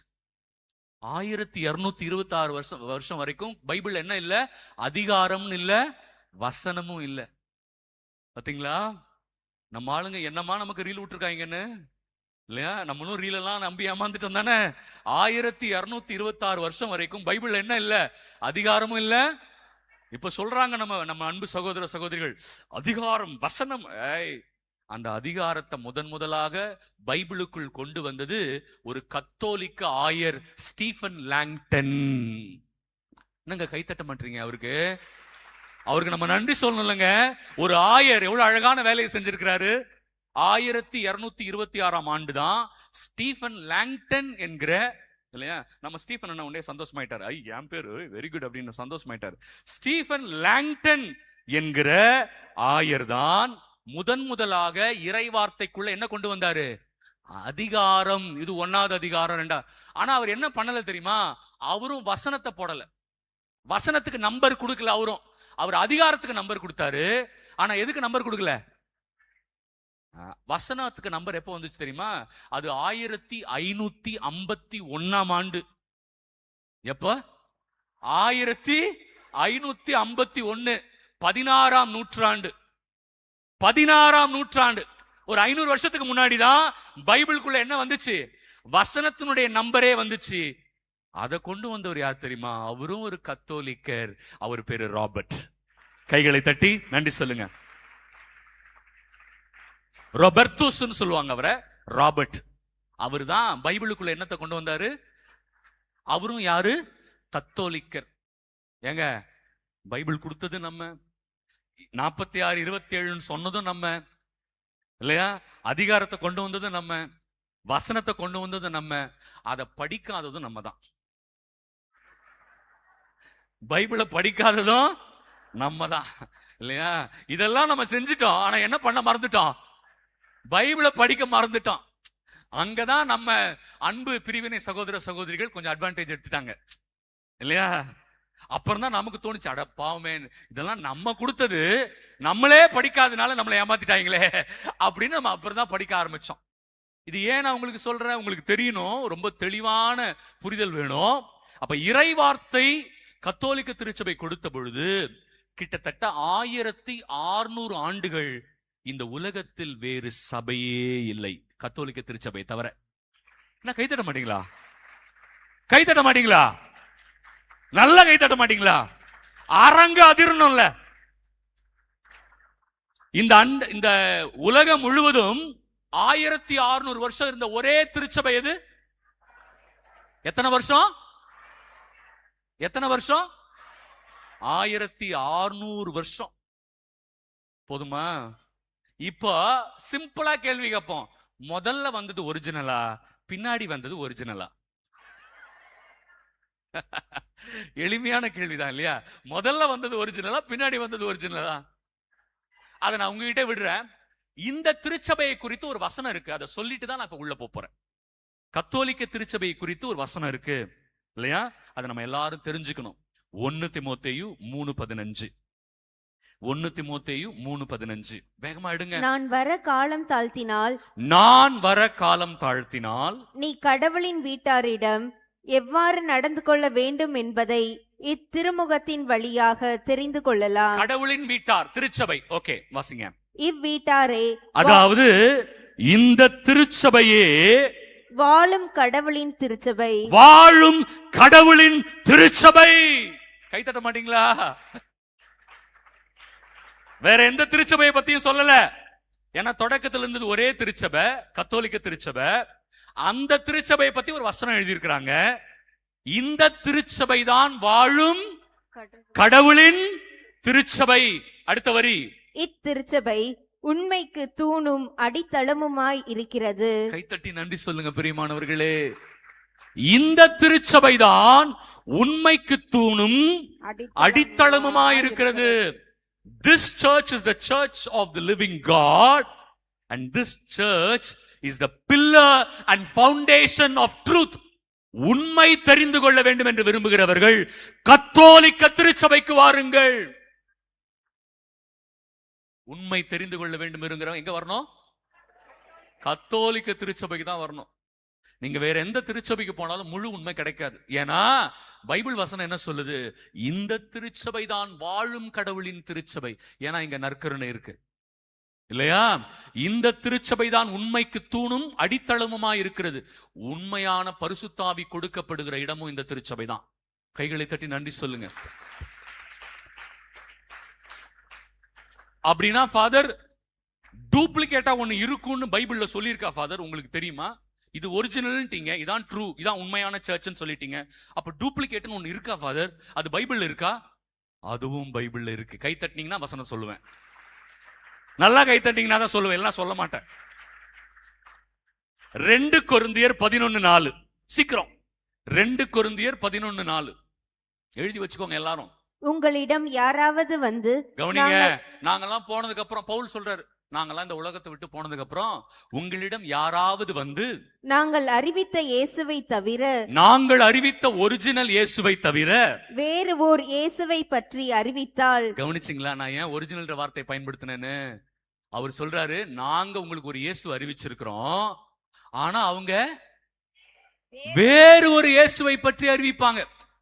கேட்கறதுக்கு இயேசு மாதிரியே தான் இருக்கும், ஆனா அந்த இயேசு கத்தோலிக்க திருச்சபை சொன்ன இயேசு நான் சொல்லவே இல்லை. இது பைபிள்ல இருக்கு, பவுல் எழுதியிருக்கிறாரு, ஆவியின் தூண்டுதலால எழுதியிருக்கிறாரு இல்லையா? ஆவியானவரே வெளிப்படுத்தி இருக்கிறாரு. நாங்கள் அறிவித்த இயேசுவை தவிர அவர்கள் வேறு ஒரு இயேசுவை பற்றி அறிவிப்பார்கள். அப்புறம் அடுத்தது, அல்லது நீங்கள் பெற்ற தூய ஆவியை தவிர, நீங்கள் இந்த கத்தோலிக்க திருச்சபையில் பெற்ற தூய ஆவியை தவிர வேறு ஓர் ஆவியை பற்றி பேசினால். ஐயோ, அவங்க என்ன பேசுவாங்களா? வேறொரு ஆவியை பத்தி பேசுவாங்க. இன்னைக்கு அதுக்கு பின்னாடி தான் நிறைய பேர் ஓடுறான். வேற ஒரு ஆவிக்கு பின்னாடி தான் இன்னைக்கு நிறைய பேர் ஓடுறாங்க. ஏன்னா அது ரொம்ப அட்ராக்டிவா இருக்கு இல்லையா? பயங்கர அட்ராக்டிவா இருக்கு. அதை பத்தி தான் எல்லாரும் பேசுறாங்க. பிரியமானவர்களே, கத்தோலிக்க திருச்சபை ஒரிஜினல் ஹோலி ஸ்பிரிட்டை பத்தி பேசுறோம், ஆனால் அவர்கள் வேறு ஒரு ஆவியை பற்றி பேசுவார்கள். போதுமா? அப்படியே கண்ணெல்லாம் இப்ப திறக்கணும், இதயத்தில் இருக்கிற கண்ணெல்லாம் திறக்கணும். ஐயோ, எல்லாம் ஒண்ணு நினைச்சிட்டனே, எல்லாமே ஒண்ணு நினைச்சிட்டனே. அவங்களும் இயேசுதானே ஃபாதர் பேசுறாங்க, அவங்களும் தூயாவியை பத்தி தானே பேசுறாங்க ஃபாதர், என்ன ஃபாதர் நீங்க? அப்படி சில பேர் கேட்பாங்க. பிரியமானவர்களே, அதை நான் தடுக்க முடியாது, பைபிளே தடுத்து வச்சிருக்கு முன்னாடியே இல்லையா? அவங்க பேசினா அது உண்மையான கத்தோலிக்க திருச்சபை சொல்லி கொடுத்த ஆவி இல்ல. தொடர்ந்து வாசிங்க. அல்லது நீங்கள் ஏற்ற நற்செய்தியை, நீங்கள் ஏற்ற பைபிளை தவிர வேறு ஓர் நற்செய்தியை கொண்டு வந்தால், அவங்க வேற ஒரு பைபிளை கொண்டு வந்தால் நீங்கள் அவர்களை எளிதாக ஏற்றுக்கொள்கிறீர்கள். இப்ப புரியுதா ஏன் கூட்டம் கூடுதுன்னு? நீங்கள் அவர்களைத்தான் எளிதாக ஏற்றுக்கொள்வீர்கள். யார? Duplicate Jesus, duplicate Holy Spirit, duplicate Bible. நீங்க அவங்கள ஏத்துப்பீங்க, யார விட்டுருவீங்க? ஒரிஜினலை விட்டுருவீங்க. உங்களுக்கு ஒரிஜினலை பார்த்தா கசப்பா இருக்கும், உங்களுக்கு ஒரிஜினல் போர் அடிக்கும், ஒரிஜினல் போர் அடிக்கும், ஆனா டூப்ளிகேட் உங்களுக்கு இனிப்பா இருக்கும். இதுல எதுவுமே என் வார்த்தை இல்ல, எல்லாம் எங்க இருக்கு? 2 கொரிந்தியர் 11:4. பிரியமானவர்களே, ஆகவே மிகுந்த நம்பிக்கையோடு கத்தோலிக்க திருச்சபையின் மீது இருக்கிற மிகுந்த பேரார்வத்தோடு நான் இப்ப சொல்ல போற செய்தி நம்பிக்கை வாழ்வு. கைகளை தட்டி ஆண்டவருக்கு நன்றி சொல்லுங்க. நம்ம தலைப்புக்குள்ள போலாம். ஃபாதர் பாக்குறாரு, அட பாவி, உன்னை 11 மணிக்கு பேச சொன்னா இப்பதான் நீ தலைப்புக்குள்ளேயே போறியா? 12:30 மணிக்கு என் மக்களை நான் லஞ்சுக்கு விடணும். அவர் அப்படியே பயங்கர கணக்குல உட்கார்ந்து இருக்கிறாரு. ஏன் இந்த படுபாவி இப்பதான் டாபிக்குள்ளேயே போறான்? ஏன்னா இது ரொம்ப முக்கியங்க. ஒரு வீடு கட்டும் போது அடித்தளம் ஸ்ட்ராங்கா இருக்கணுங்க. அடித்தளம் ஸ்ட்ராங்கா இருந்தாதான் வீட கடகடன்னு கட்டிடலாம். அடித்தளமே ஸ்ட்ராங்கா இல்லாம 2.5 அடி சோறு போட்டீங்கன்னா என்ன ஆகும்? நம்ம தலை மேலதான் விழும். புரியுதுங்களா? அதனாலதான் கொஞ்சம் டைம் எடுத்து அடித்தளத்தை போட்டேன். இப்ப நமக்கு ஸ்ட்ராங்கா நம்பிக்கை இருக்கும். கத்தோலிக்க திருச்சபை தான் உண்மையான திருச்சபை. இந்த திருச்சபையில் சொல்லப்படுகிற இயேசு அவர்தான் வாழும் கடவுள். நற்கருணையில வராரு இல்லையா? இங்கதான் உண்மையான அபிஷேகம் உங்களுக்கு கிடைக்கும் இல்லையா? வேற எதுவும் இல்ல. அதுக்கப்புறம் நான் ஒண்ணு சொன்னேன், உண்மை வேணும்ன்றவங்க இங்கதான் வரணும். வேற எங்க போனாலும் உண்மை கிடைக்காது. வேற எங்க போனாலும் உண்மை.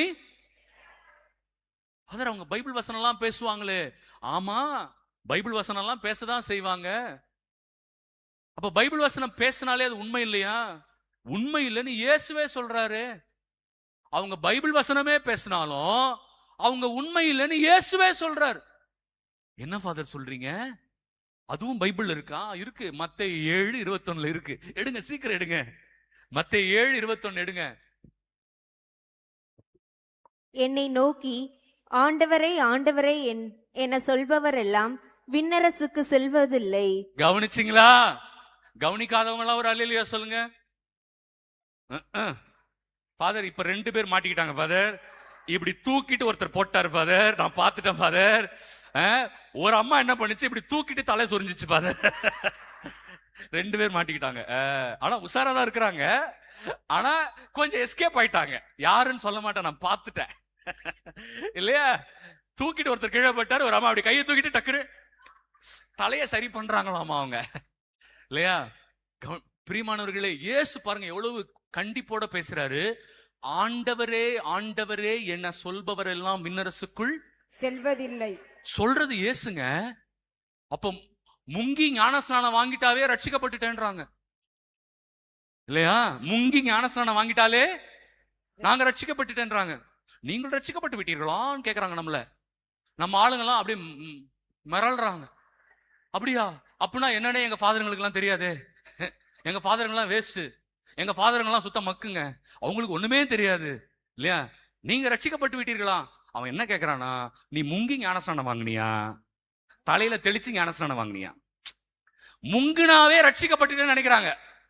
அந்த மாதிரி ஆளுங்களுக்காக இயேசு சொல்றாரு, டேய், முங்குனாலும் ஞானஸ்நானம் இல்ல, தெளிச்சாலும் ஞானஸ்நானம் இல்ல, கத்தோலிக்க திருச்சபையில வாங்கினாதான் ஞானஸ்நானம்.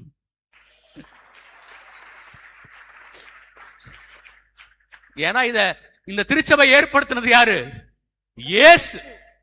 வழி வழியா நம்ம யார் வழியா வரோம்னா அப்போஸ்தலர்கள் வழியா வரோம் இல்லைங்களா? அதனாலதான் இந்த திருச்சபை பாருங்க, ஒரு மனுஷனை நம்பி இல்ல இல்லையா? நாளைக்கு பொட்டுன்னு போயிடுறேன் நானு, இன்னொரு ஃபாதர் வருவார் போதிப்பாரு, கரெக்டுங்களா இல்லையா? அடுத்தடுத்த நபர் வந்துட்டே இருப்பாங்க. கத்தோலிக்க திருச்சபை மட்டும்தான் தனி மனிதனை நம்பிய திருச்சபை இல்ல. ஆனா நம்முடைய அன்பு பிரிவினை சபைகள் தனி மனிதரை நம்பிய சபை இல்லையா? நான் அது அன்போடு தான் சொல்றேன் உங்களுக்கு. அது தனி மனிதரை நம்பிய சபை. அதனாலதான் 2000 வருஷமா நான் என்ன சொன்னேன், வீறு நடை போடுகிறோம் இல்லையா? யார் இருக்கிறாங்க யார் இல்லைன்னு முக்கியம் இல்ல, இது இயேசு ஆரம்பிச்ச சபை. அப்படிலாம் பாதாளம் இதன் மீது வெற்றி கொள்ளா. வேற எதுவும் இதற்கு எதிராக வர முடியாது. சரி அன்பானவர்களே, ஆண்டவரே ஆண்டவரே என சொல்லிவிட்டாலே ஒருத்தன் விண்ணரசுக்குள் செல்ல முடியாது. வாசிங்கம்மா. மாறாக விண்ணுலகில் உள்ள என் தந்தையின் திருவுளத்தின்படி செயல்படுபவரே செல்வர். அங்கதான் பாயிண்ட் ஆரம்பிக்குது. தந்தையின் திருவுளத்தின் செயல்படுபவரே செல்வார். பரலோகத்துக்கு போக முடியும். இல்லையா? முங்குனா போயிடலாமா? சொல்லுங்க. தெளிச்சா போயிடலாமா? ஆண்டவர் இயேசு சொல்றாரு, என் தந்தையின் திருவுளத்தின்படி யாரெல்லாம் நடக்கிறார்களோ அவர்களே பரலோகம் போவாங்க. இப்ப வசனம் முடியல. இப்ப சில பேர் இயேசுவையே கேள்வி கேட்க போறாங்க. யார கேள்வி கேட்க போறாங்க? இயேசுவே. நமக்கு அவ்வளவு அதிகாரம் இருக்குதா? தகுதி இருக்குதா? அருகதை இருக்குதா? இயேசுவே ஆனா கேக்குறானுங்க பாருங்க. இப்ப சில பேர் கேட்பாங்க பாருங்க. இப்ப வாசிமா, அந்நாளில்னா இறுதி தீர்ப்பு நாளில் பலர் என்னை நோக்கி, நல்லா கவனிங்க, யாரு இவங்கன்றதை நீங்களே புரிஞ்சுக்கோங்க, நான் உங்களுக்கே விட்டுறேன். பலர் என்னை நோக்கி, ஆண்டவரே ஆண்டவரே ஆண்டவரே ஆண்டவரே, உம் பெயரால் நாங்கள் இறைவாக்கு உரைக்கவில்லையா? என்ன ஆணவம் பாத்தீங்களா? நல்லா கவனிங்க, அது ரொம்ப பயங்கரமான கேள்வி இது. ஆண்டவரே நாங்கள் உம் பெயரால் இறைவாக்கு உரைத்தோம் ஆண்டவரே, அப்படி சொல்லிருக்கலாம்ல. அவங்க எப்படி கேக்குறாங்களா? உம் பெயரால் நாங்கள் இறைவாக்கு உரைக்கவில்லையா? Did we not prophesy in your name? இயேசுவே உங்க பேரால, யாரோட பேரால? இயேசுவோட பேராலேயே அவங்க என்ன பண்ணிருக்கிறாங்க? இறைவசனங்களை சொல்லி இருக்கிறாங்க. இல்லையா? அடுத்தது, உம் பெயரால் பேய்களை ஓட்டவில்லையா? யாரு பேரால பேய் ஓட்டி இருக்கிறாங்க இந்த உலகத்துல? இயேசுவின் பேரால பேய் ஓட்டி இருக்கிறாங்க. பிரியமானவர்களே, பேய் ஓட்டுறதுனாலேயே ஒருத்தர் பரலோகத்துக்கு போக முடியாது. இல்லையா? பேய் ஓட்டுறதுனாலே ஒருத்தர் பரலோகத்துக்கு போக முடியாது. தியானம் கொடுக்கறதுனாலே அருள்மணி ஃபாதர் பரலோகத்துக்கு போக முடியாது. இல்லையா? ஐயோ, நான் அப்படியே எங்க போனாலும் ஒரு தியானம் கொடுக்கறாருங்க. தியானம் கொடுக்கறதுனாலே ஒரு ஃபாதர் பரலோகத்துக்கு போக முடியாது. அடுத்தது வாசிமா, உம் பெயரால் வல்ல செயல்கள் பல செய்யவில்லையா? உம் பெயரால் அற்புதங்களை நாங்கள் செய்யவில்லையா? கவனிச்சுக்கோங்க, நம்ம கூட்டம் ஓடுது இல்ல, எங்கடா அற்புதம் நடக்குதுன்னு ஓடுதே. பிரியமானவர்களே, அற்புதம் செய்யறதுனாலேயே ஒருத்தங்க பரலோகத்துக்கு போயிட முடியாது. இல்லையா? அப்படின்னு யார கேள்வி கேட்கறாங்க? இயேசுவை கேட்கறாங்க. இயேசுவை பார்த்து கேட்கறாங்க. என்ன தைரியம் இருக்கும்? நம்மளாம் அவரை பார்த்தா மூங்கு புறம் விழுந்துருவோம், வார்த்தையே வராது. ஆண்டவரே பிச்சை போடுங்க, ஏதாவது ஒரு இரக்கத்தை மட்டும் போடுங்க, ஒரு அப்படி லைட்டா என்ன பாத்துருங்க போதும், அப்படிதான் நம்ம கேட்க போறோம். என்ன தைரியமா? உன் பெயரால் நாங்கள் இறைவாக்கு உரைக்கவில்லையா? உன் பெயரால் நாங்கள் பேய்கள் ஓட்டவில்லையா? உன் பெயரால் நாங்கள் அதிசயங்கள் அற்புதங்களை செய்யவில்லையா? அப்படின்னு கேள்வி கேட்டாங்கல்ல. இப்ப இயேசு அவங்களுக்கு பதில் சொல்றார். அதற்கு நான் அவர்களிடம், அதற்கு இயேசு அவர்களிடம், உங்களை எனக்கு தெரியவே தெரியாது. என்ன சொன்னார் இயேசு அவங்கள பார்த்து? உங்களை எனக்கு தெரியவே. என்னங்க ரட்சிக்கப்பட்டீங்க நீங்க, நாங்கள் இப்பொழுதே ரட்சிக்கப்பட்டு விட்டோம் அப்படி சொன்னீங்க. ஆனா இறுதி தீர்ப்பு நாள் அவர் என்ன சொல்வார் நம்மளை பார்த்து? உங்களை எனக்கு உன்னை எனக்கு தெரியவே தெரியாது. அப்ப இந்த உலகத்துல நம்ம போட்ட சீன் எல்லாம் பாத்தீங்களா பிரியமானவர்களே? அதனாலதான் வேண்டான்ற. நம்ம மனுஷங்க முன்னாடி பெருமை அடையணும்னு நினைக்கவே கூடாது. அடுத்த வசனம் நான் சொல்றேன். நம்ம எல்லாரும் அவங்க நம்மளை பாராட்டணும், இவங்க நம்மளை பாராட்டணும். பிரியமானவர்களே, அது வேண்டாம். அது பாவம், அது அழிவு. ஆண்டவருடைய பாராட்டு தான் வேணும். மனுஷன் என்னை திட்டினா கூட நான் வாங்கிக்க தயாரா இருக்கிறேன். மனுஷன் என்னை பத்தி தப்பா பேசினாலும் நான் வாங்கிக்க தயாரா இருக்கிறேன். ஆனா யாருகிட்ட நான் தப்பான பேர் வாங்கிடக்கூடாது? அவர்கிட்ட நான் வாங்கிடக்கூடாது. அவர் சொல்றாரு பாருங்களேன், உன்னை எனக்கு தெரியவே தெரியாது. யாரை பார்த்து சொன்னார் தெரியுமா? இந்த உலகத்துல எங்களை மாதிரி தியானம் கொடுத்தவங்களை பார்த்து, இல்லையா? அப்புறம் பேய் ஓட்டினவங்களை பார்த்து, கையெல்லாம் வச்சு அற்புதம் அதிசயம் பண்ணவங்களை பார்த்து சொன்னார் ஆண்டவர் இந்த வார்த்தை. அதனால நற்செய்தி அறிவிக்கிறதுனாலயே நான் இதுல ரொம்ப கவனமா இருக்கிறேன். தியானம் அறிவிக்கிறதுனாலயே நான் பரலோகம் போக மாட்டேன்னு எனக்கு தெரியும். இல்லையா? தியானம் சொல்றதுனாலே ஒருத்தங்க பரலோகத்துக்கு போயிட முடியாது. பேய் ஓட்டுறதுனாலே ஒருத்தன் போயிட முடியாது. அற்புதம் செய்யறதுனால ஒருத்தன் பரலோகம் போக முடியாது. இல்லையா? இதெல்லாம் செஞ்சுட்டு ஆண்டவருடைய திருவுளத்தை நிறைவேற்றலன்னு வச்சுக்கோங்களேன், இதெல்லாம் நீ செஞ்சிருக்கலாம் அந்த உலகத்துல, ஆனாலும் எங்க இடம் கிடையாது. பாத்தீங்களா? அப்ப இந்த உலகத்துல நம்ம ஏமாத்திட்டு இருந்தோம் அப்படின்னு அர்த்தமாயிடும். இயேசு சொல்றாரு, உங்களை எனக்கு தெரியவே தெரியாது. அடுத்த வரி பாருங்களேன், இன்னும் சூப்பரா இருக்கும். நெறிகேடாக செயல்படுவோரே, என்னை விட்டு அகன்று போங்கள் என வெளிப்படையாக அறிவிப்பேன். என்ன மாதிரி வார்த்தைங்க இது? நெறிகேடாக செயல்படுவோர். ஆண்டவர் யார சொன்னாரு நெறிகேடாக செயல்படுவோர்னு?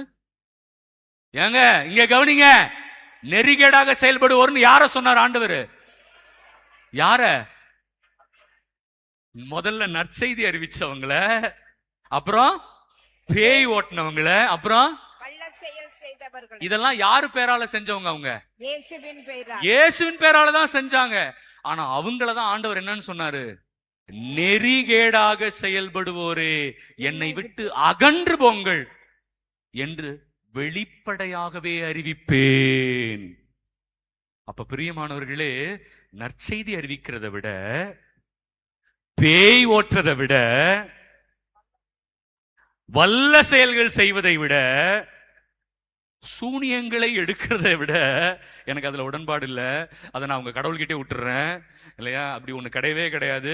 ஊரை ஏமாத்துறாங்க, நீங்க பாத்துக்கோங்க. சில பேருக்கு நம்பிக்கை இருக்கு, நம்பிக்கை இருந்தா நீங்க வாழ்ந்துக்கோங்க, கடவுளுக்கு போய் பதில் சொல்லிக்கோங்க இல்லையா? சூனியங்களை எடுப்பவர்களை விட,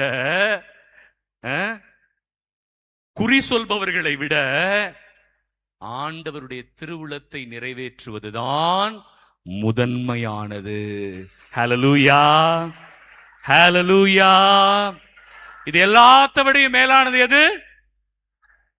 ஆண்டவருடைய திருவுளத்தை நிறைவேற்றுறது. நீ இதெல்லாம் செய்யலைனாலும் பரவாயில்ல, எதை நிறைவேற்றணும்? பாத்தீங்களா? நற்செய்தி அறிவிக்கலைனாலும் பரவாயில்ல, நீ பேய் ஓட்டலைனாலும் பரவாயில்ல, அற்புதம் செய்யலைனாலும் பரவாயில்ல, நம்ம எதை செஞ்சாகணும்? ஆண்டவருடைய திருவுளத்தை நிறைவேற்றி ஆகணும். ஓகேவா? இப்ப அடுத்த கேள்வி, ஃபாதர், எது ஆண்டவருடைய திருவிழம்? அது தெரிஞ்சா நாங்க நிறைவேற்றுவோமே.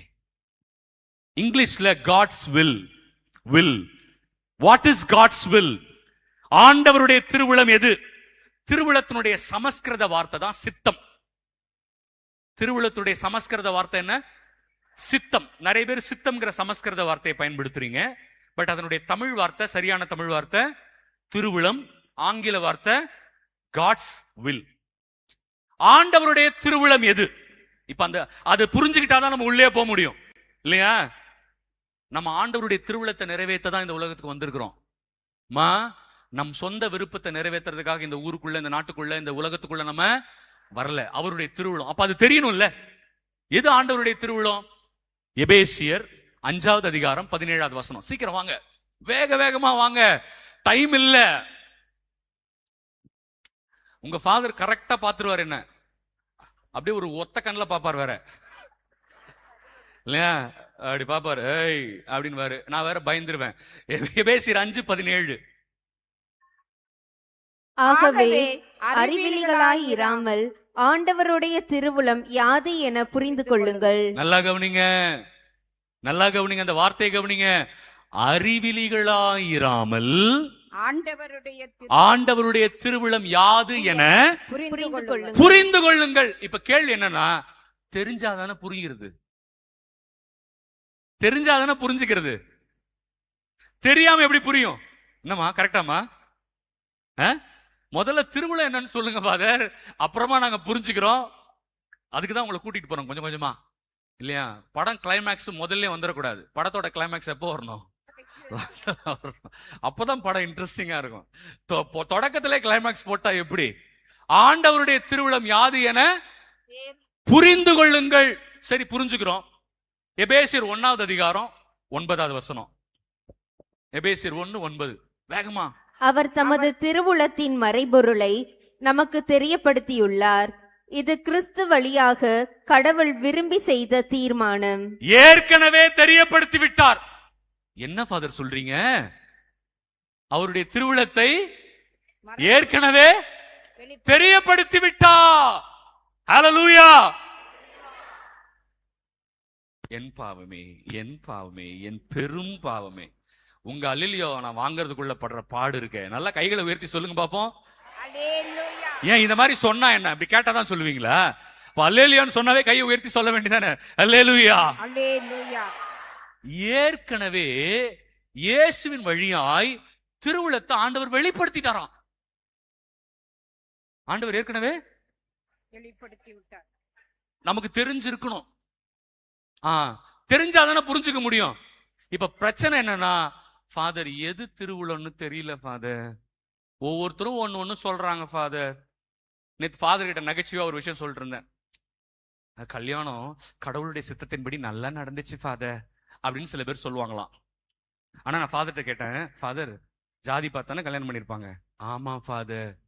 பாருங்களேன் ஃபாதர், ஜாதி பார்த்து கல்யாணம் பண்ணிட்டு அத கடவுளுடைய சித்தம்னு வேற சொல்றாங்க. ஜனங்களுக்கு எவ்வளவு தைரியம் ஃபாதர். அது கடவுளுக்கு விரோதமான செயல் வேற. தைரியமா ஜாதி பார்த்துட்டு அது ஆண்டவருடைய சித்தம்னு வாய் கூசாம சொல்றாங்கன்னு சொல்லிட்டு இருந்தேன் நேத்து நான் ஃபாதர் கிட்ட. இல்லையா? இதுல வேற நல்ல நேரம் பார்த்து தாலி கட்டுவாங்க ஃபாதர். நல்ல நேரம் பார்த்து தாலி கட்டிட்டு கடவுள் சித்தத்தின்படி நடந்துச்சு கல்யாணம் அப்படின்னுவாங்க. என்ன தைரியம் இல்ல நம்ம மக்களுக்கு. கடவுளுக்கு விரோதமா ஒரு செயலை செஞ்சுட்டு அதை யாருடைய சித்தம்னு வேற சொல்லிடுவாங்க. கடவுளின் சித்தம். வாஸ்து பார்த்து வீடு கட்டிடுவாங்க. கடவுளின் சித்தத்தின்படி நான் வீடு கட்டிட்டேன் ஃபாதர். பாத்தீங்களா நம்ம ஆளுங்க பண்ற அக்கிரமத்தை. அக்கிரமம் பண்ணிட்டு அதை யாருடைய சித்தம்னு வேற சொல்லிடுறது. கடவுளின் சித்தம். அப்படி சொல்லிடுறது இல்ல. பிரியமானவர்களே, தவறான காரியங்களை செஞ்சுட்டு ஆண்டவருடைய சித்தம்லாம் வாயை திறந்து சொல்லிடாதீங்க. அது இன்னும் பெரிய டபுள் பாவமா வந்து உட்கார்ந்துரும் தலையில. சரியா? நம்ம செய்யற பாவ செயல கடவுளுடைய சித்தம்னு வேற சொல்றீங்க நீங்க. ஓகே, நான் உங்களுடைய மனசாட்சிக்கு விட்டுறேன். அன்பானவர்களே, கடவுளுடைய திருவிழா ஏற்கனவே வெளிப்பட்டுருச்சு. அந்த திருவிழத்தின்படிதான் ஆண்டவர் நிறைவேற்றுகிறார் எல்லாத்தையும். இதே அதிகாரம் 11வது வசனம் வாசிங்க. கடவுள் தமது திருவுளத்தின் திட்டத்தின்படி அனைத்தையும் செயல்படுத்தி வருகிறார். அவரது தீர்மானத்தால் நாம் முன்குறிக்கப்பட்டு கிறிஸ்து வழியாய். ஒரே ஒரு வசனம் வாசிக்கிறீங்க. 10வது வசனம் மட்டும் தான், 11வது வசனம் மட்டும் தான் வாசிக்கிறீங்க. இவன் 13 போட்டு வச்சிருக்கிறாரு. 11பா 11. You don't understand Tamil. சரியா கேட்கல. அவருக்கு சரியா கேட்கல. பிரச்சனை மைக்லயா என் வாய்ஸ்லயான்னு தெரியல. ஓகே இல்லையா? வாசிங்க. கடவுள் தமது திருவுளத்தின் திட்டத்தின்படி அனைத்தையும் செயல்படுத்தி வருகிறார். எல்லாத்தையும் இந்த உலகத்துல யார் திட்டத்தின்படி செயல்படுத்தி வருகிறார்? கடவுளுடைய அவருடைய திருவுளத்தின்படி தான் செயல்படுத்தி வருகிறார். வாசிங்கம்மா. அவரது தீர்மானத்தால் நாம் முன்குறிக்கப்பட்டு கிறிஸ்து வழியாய் அவரது உரிமை பேச்சுக்கு உரியவர் ஆனோம். கைகளை தட்டி நன்றி சொல்லுங்க எல்லாரும். நல்லா இப்ப பாத்தீங்களா? நல்லா கவனிச்சிங்களா? அவருடைய திட்டத்தின்படிதான் நடக்குதுன்னா ஃபாதர் அப்ப கொலை, கொள்ளை, திருட்டு, கற்பழிப்பு, கொடுமையான காரியங்கள், போரு, இதெல்லாம் அப்ப அவருடைய திட்டத்தின்படி நடக்குதானா? அங்கதான் நம்ம புரிஞ்சுக்கணும். ஆண்டவருடைய திட்டம் என்பது எது? நன்மை மட்டும்தான் அவருடைய திட்டம். ஏன்னா அவர்கிட்ட இருந்து கெடுதல் வராது. கெடுதல் எல்லாமே சாத்தான் கிட்ட இருந்து வருது. நேத்து நான் ஒரு வசனம் சொன்னேன், யாக்கோபு 1:17 சொன்னேன், நன்மை அனைத்தும் ஆண்டவரிடமிருந்து வருகின்றன. அப்ப கெடுதல் அனைத்தும் சாத்தானிடமிருந்து வருகின்றன இல்லையா? யாரெல்லாம் ஆண்டவரோடு ஒத்துழைக்கிறாங்களோ, யாரெல்லாம் ஆண்டவருடைய திருவிழத்தோடு ஒத்துழைக்கிறாங்களோ அவங்களுக்கு நன்மை நடக்குது. யாரெல்லாம் சாத்தானோடு ஒத்துழைக்கிறாங்களோ அவங்களுக்கு கேடு நடக்குது. That's all your honour. இப்ப புரிஞ்சுச்சா? இப்ப என் வாழ்க்கையிலே ஒரு கேடு நடக்குது அப்படின்னா என்ன அறியாமையே நான் யாருக்கு ஒத்துழைச்சிருக்கிறேன்? புரியுதுங்களா? ஐயோ இது நடக்குதே, ஐயோ இந்த பிரச்சனை வந்துருச்சு, ஐயோ இந்த கஷ்டம் வந்துருச்சேன்னு புலம்புறோமே, நம்ம அறியாமையே யாருக்கு ஒத்துழைச்சிருக்கிறோம்? இயேசுவுக்கு ஒத்துழைச்சிருந்தா நன்மை மட்டும்தான் நடக்கும். உரோமையர் 8:28. சீக்கிரம் உரோமையர் 8:28 வேகமா வாசிங்கம்மா, டைம் எடுக்கிறீங்களே. உரோமையர் 8:28. மேலும் கடவுளிடம் அன்பு கூறுவர்களோடு, அதாவது அவரது திட்டத்திற்கு ஏற்ப, கவனிச்சிங்களா? அந்த வார்த்தையை கவனிச்சிங்களா? அவரது திட்டத்திற்கேற்ப அழைக்கப்பட்டவர்களோடு அவர்கள் நன்மைக்காகவே ஆவியார் அனைத்திலும் ஒத்துழைக்கிறார் என்பது நமக்கு தெரியும். ஹல்லேலூயா, ஹல்லேலூயா, ஹல்லேலூயா. அவருடைய திட்டத்தை புரிஞ்சுக்கிட்டு ஒத்துழைச்சோம்னா நமக்கு என்ன மட்டும்தான் நடக்கும்? குடும்பத்துல கேடு குடும்பத்துல நடக்கவே, சூனிய வேலை, பார்த்தீங்களா? எவனோ உட்காந்து பணம் சம்பாதிக்கிறது தான் அவன் சூனியமே வைக்கிறான் இல்லையா? அவன் பணம் சம்பாதிக்கத்தானமா வைக்கிறான் சூனியம். சூனியம் சேவைக்காக வைக்கிறான். ஃபாதர், நான் சமூக சேவை செய்கிறேன் ஃபாதர், நான் சாவறதுக்குள்ள ஒரு 1000 குடும்பத்திற்கு சூனியம் வைத்துவிட்டு சாக வேண்டும் என்பதுதான் என்னுடைய வாழ்க்கையின் லட்சியம். அப்படி யாராவது இருப்பாங்க? இல்ல இல்லையா? அவன் சூனியம் வைக்கிறதே எதுக்கு? அப்ப அவனுக்கே தெரியும் அவன் ஒரு டுபாக்கூர். சூனியம் வைக்கிறவன் யாருமா? டுபாக்கூர். கரெக்டா? சரியான வார்த்தை அது? சரியான வார்த்தை தானே அது? டுபாக்கூர் தானே? ஆமா. நம்ம ஆளுங்க வேற அந்த டுபாக்கூர் செய்யறது இருக்குதுன்னு வேற நம்புதுங்க. அந்த ஆளுங்க, நம்ம ஆளுங்க வேற அதை நம்புறாங்க. அதனாலதான் பைபிள்ல போட்டிருக்கு அந்த மாதிரி ஆளுங்களை நம்பாதன்னு போட்டிருக்கு. பைபிள்ல எப்படி போட்டிருக்குன்னா அதெல்லாம் நம்பாத அப்படிதான் போட்டிருக்க ஒழிய இப்படி செஞ்சு ஒருத்தனை கெடுத்துடலான்னு பைபிள்ல எங்கேயுமே போடல. யாரு கண்டுபிடிச்சாங்கன்னு தெரியலமா, இது யாரோ கண்டுபிடிச்சிருக்காங்க. நம்ம ஆளுங்களும் அதை ரொம்ப தீவிரமா ஃபாலோ பண்றாங்க. அதனாலதான் சொன்னேன் எனக்கு உடன்பாடு இல்லை, ஃபாலோ பண்ணிட்டு போங்க. இறுதி தீர்ப்பு நாள் அவர் முன்னாடி நிற்போம், அப்ப பதில் சொல்லிக்கோங்க. ஓகே, சரி. இப்ப ரொம்ப சிம்பிள். அவருடைய திட்டத்தோடு ஒத்துழைச்சாலே என் குடும்பத்தில் இருக்கிற கட்டு கட்டு கட்டு சங்கிலிகள் அறுந்துவிடும். போதுமா? விடுதலை நிச்சயமாய் கிடைக்கும். பாத்தீங்களா? அப்ப நம்ம அவருடைய திட்டத்திற்கேற்ப ஒத்துழைக்காததாலதான் என்னுடைய கண்ணீர், சோதனை, போராட்டம், வேதனை. புரியுதுங்களா? இதுல சாத்தான் சோதிப்பான். ஆனா அந்த சோதனையில அவன் ஜெயிக்க முடியாது. அந்த சோதனையை வெல்லும் சக்தி ஆண்டவன் நமக்கு கொடுத்துருவார். சில பேர் கேட்பான், ஃபாதர் சாத்தான் நம்மளை சோதிக்க மாட்டானா? ஃபாதர், சோதிப்பான். நீங்க கடவுள்கிட்ட நெருங்க நெருங்க சாத்தான் என்ன பண்ணுவான்? சோதிப்பான்.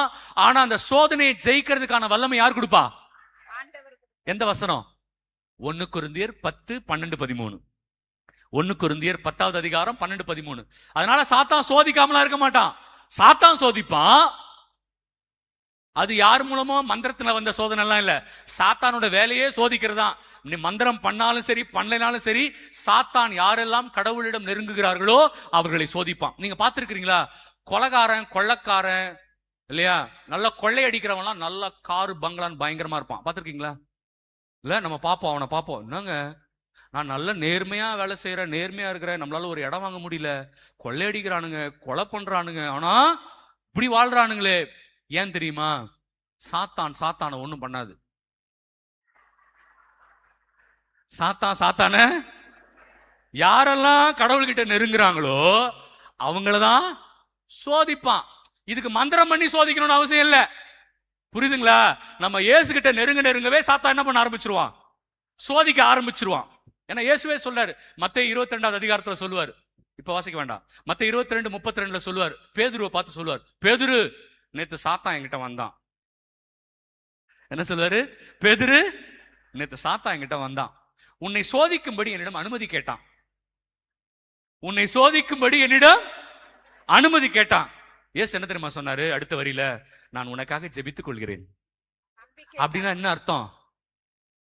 நான் சாத்தானுக்கு பெர்மிஷன் கொடுத்துட்டேன் அர்த்தம். ஆண்டவர் சாத்தானுக்கு என்ன கொடுத்துட்டாரு?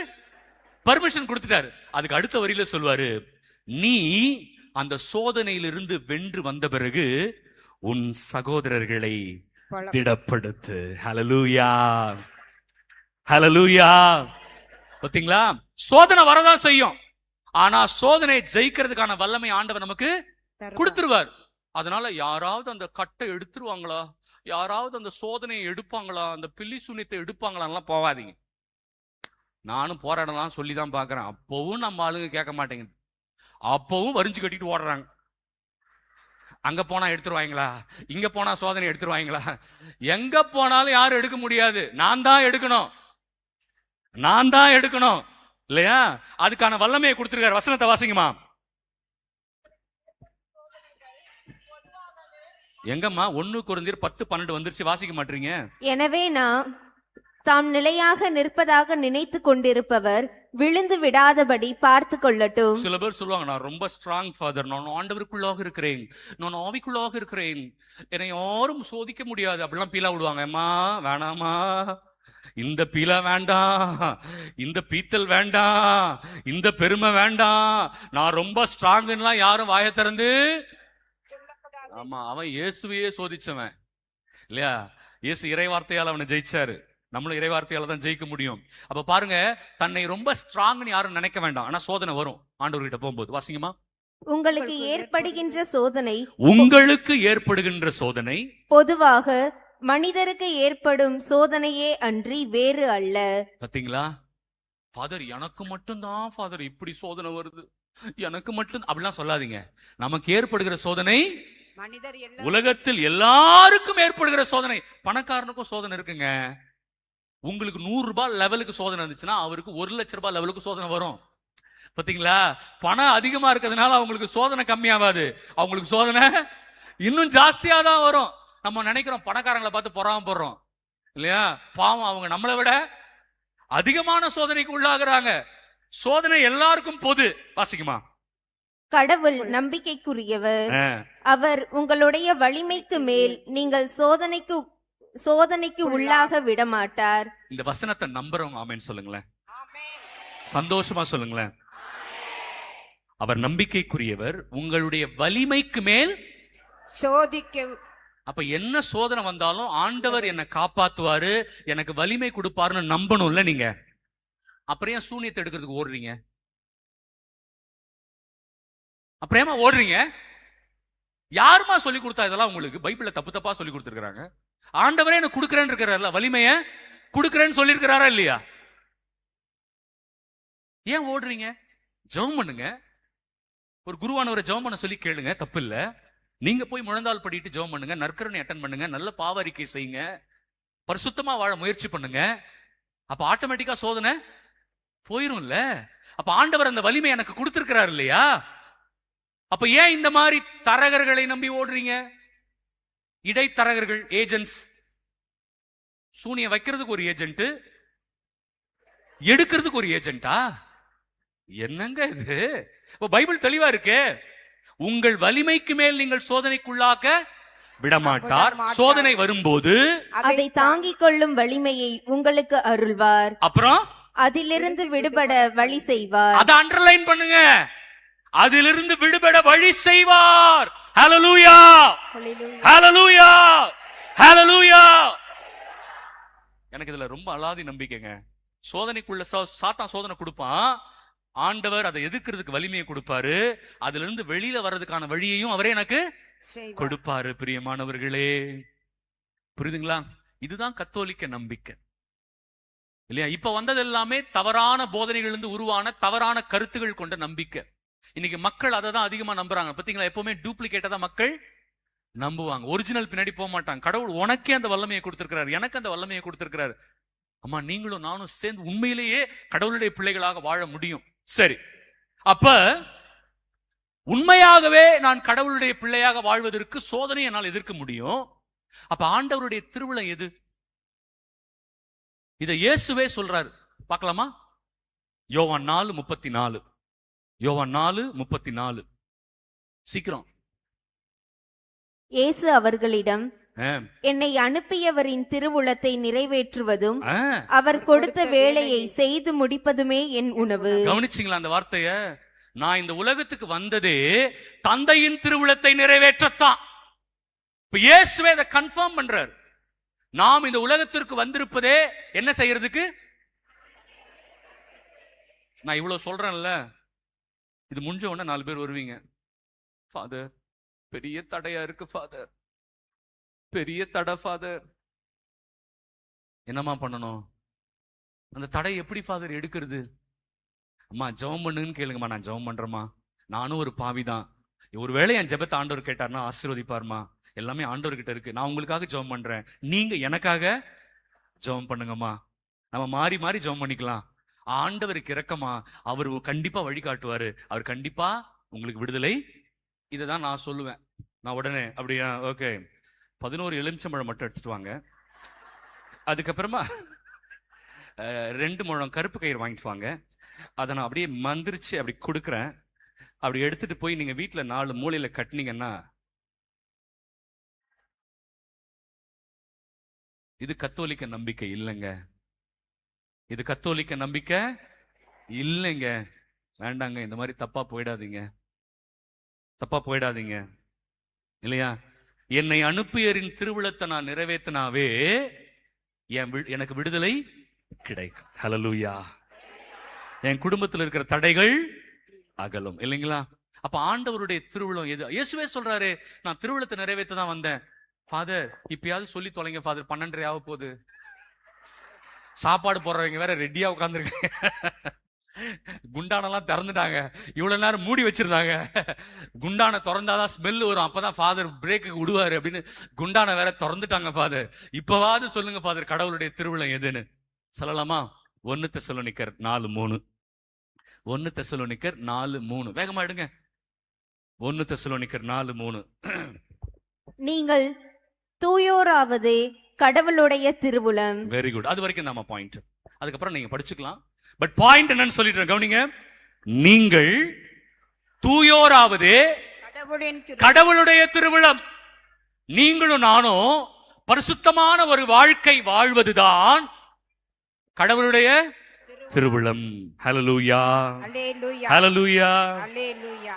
ஆனா இதோட அது முடியல இல்லையா? தூயோரா இருக்கிறதுக்கு என்ன பண்ணணும் இல்லையா? தூயோரா இருக்கிறதுக்கு என்ன செய்தால் தூயோரா இருக்க முடியும்? வரேன். அது இல்ல. தூயோரா இருக்கிறதுக்கு என்ன செய்யணும்? ஃபாதர், நான் ஒரு பரிசுத்தமான வாழ்க்கை வாழ்றதுக்கு என்ன செய்யணும்? அது செஞ்சா நான் சொல்றேன் பாத்தீங்களா, வந்திருக்கிறீங்க ஃபாதர், குழந்தை பாக்கியம் இல்லைன்றாங்க இல்லையா? வேலை வாய்ப்பு இல்லைன்னு சொல்லி வராங்க, நிறைய பிரச்சனை வராங்க. பிரியமானவர்களே, எல்லாத்துக்கும் ஆண்டவர்கிட்ட ஒரு தீர்வு இருக்கு. எல்லாத்துக்கும் ஆண்டவர்கிட்ட ஒரு தீர்வு இருக்கு இல்லையா? ஆண்டவர்கிட்ட இருந்து நன்மை வரும் நான் சொன்னேன் இல்லையா? நன்மை மட்டும்தான் வரும். உங்களுக்கு நன்மையை அவர் செய்வாரு. அப்போ ஏதோ ஒண்ணு தடையா இருக்கிறதுக்கு காரணம் எது? நான் இன்னும் பரிசுத்தமா ஆகல. அதனாலதான் என்னிடம் வருகிற சகோதர சகோதரிகளுக்கு நான் சொல்றது என்ன தெரியுமா? நல்ல பாவ அறிக்கை செய்யுங்க. நான் முதல் விஷயம் சொல்றது என்னது? நல்ல பாவ அறிக்கை. நீங்க அறிவித்த பாவம், அறிக்கை செய்த பாவம்னு ஒண்ணு இருக்கும், சில மறைச்ச பாவம்னு ஒண்ணு இருக்கும், சிலத ஒளிச்சு வச்ச பாவம்னு ஒண்ணு இருக்கும். அதுவும் பங்கு தந்தைனா போக மாட்டீங்க. அவரை பார்த்தா அன்னைக்கு கெஸ்டா வந்த ஃபாதர் கிட்ட தான் பாவ சங்கீர்த்தனை பண்ணுவீங்க. ஏன்னா அவர்கிட்டயே பாவத்தை சொல்லிட்டு அவர் முன்னாடி போய் எப்படி நிக்கிறதுன்னு. ஆனா ஐடியல் என்ன தெரியுமா? உண்மையிலேயே கத்தோலிக்க திருச்சபை என்ன சொல்லி கொடுக்குறாங்கன்னா, உங்க பங்கு தந்தை கிட்ட தான் நீங்க முதல்ல பாவ சங்கீர்த்தனை பண்ணணும். அதுதான் உண்மை. நம்ம அவரை திட்டினதை அவர்கிட்டயே போய் எப்படி சொல்றது இல்ல? அதான் நம்ம டவுட்டே அதான். அதையும் அவர்கிட்ட சொல்லணும். அதுதான் நம்மளுடைய கடமை. ஏன்னா மூப்பர்கள் ஆயர்களால் நியமிக்கப்பட்டவர்கள், ஆயர்கள் திருத்தந்தையால் நியமிக்கப்பட்டவர்கள், திருத்தந்தை அப்போஸ்தலிக்க பாரம்பரியத்தில் வரவங்க, அப்போஸ்தலிக்க பாரம்பரியம் இயேசுவிடம் இருந்து வந்தது.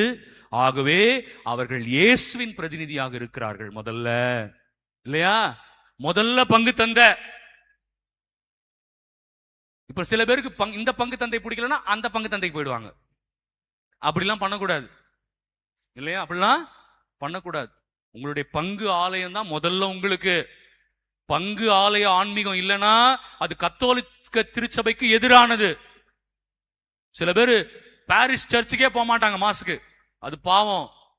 போனோம். நம்மளுடைய கடமைய பங்கு ஆலயங்கள்ல செய்யணும். செய்யலனா அது பாவம். ஞாபகம் வச்சுக்கோங்க, மறந்துடாதீங்க.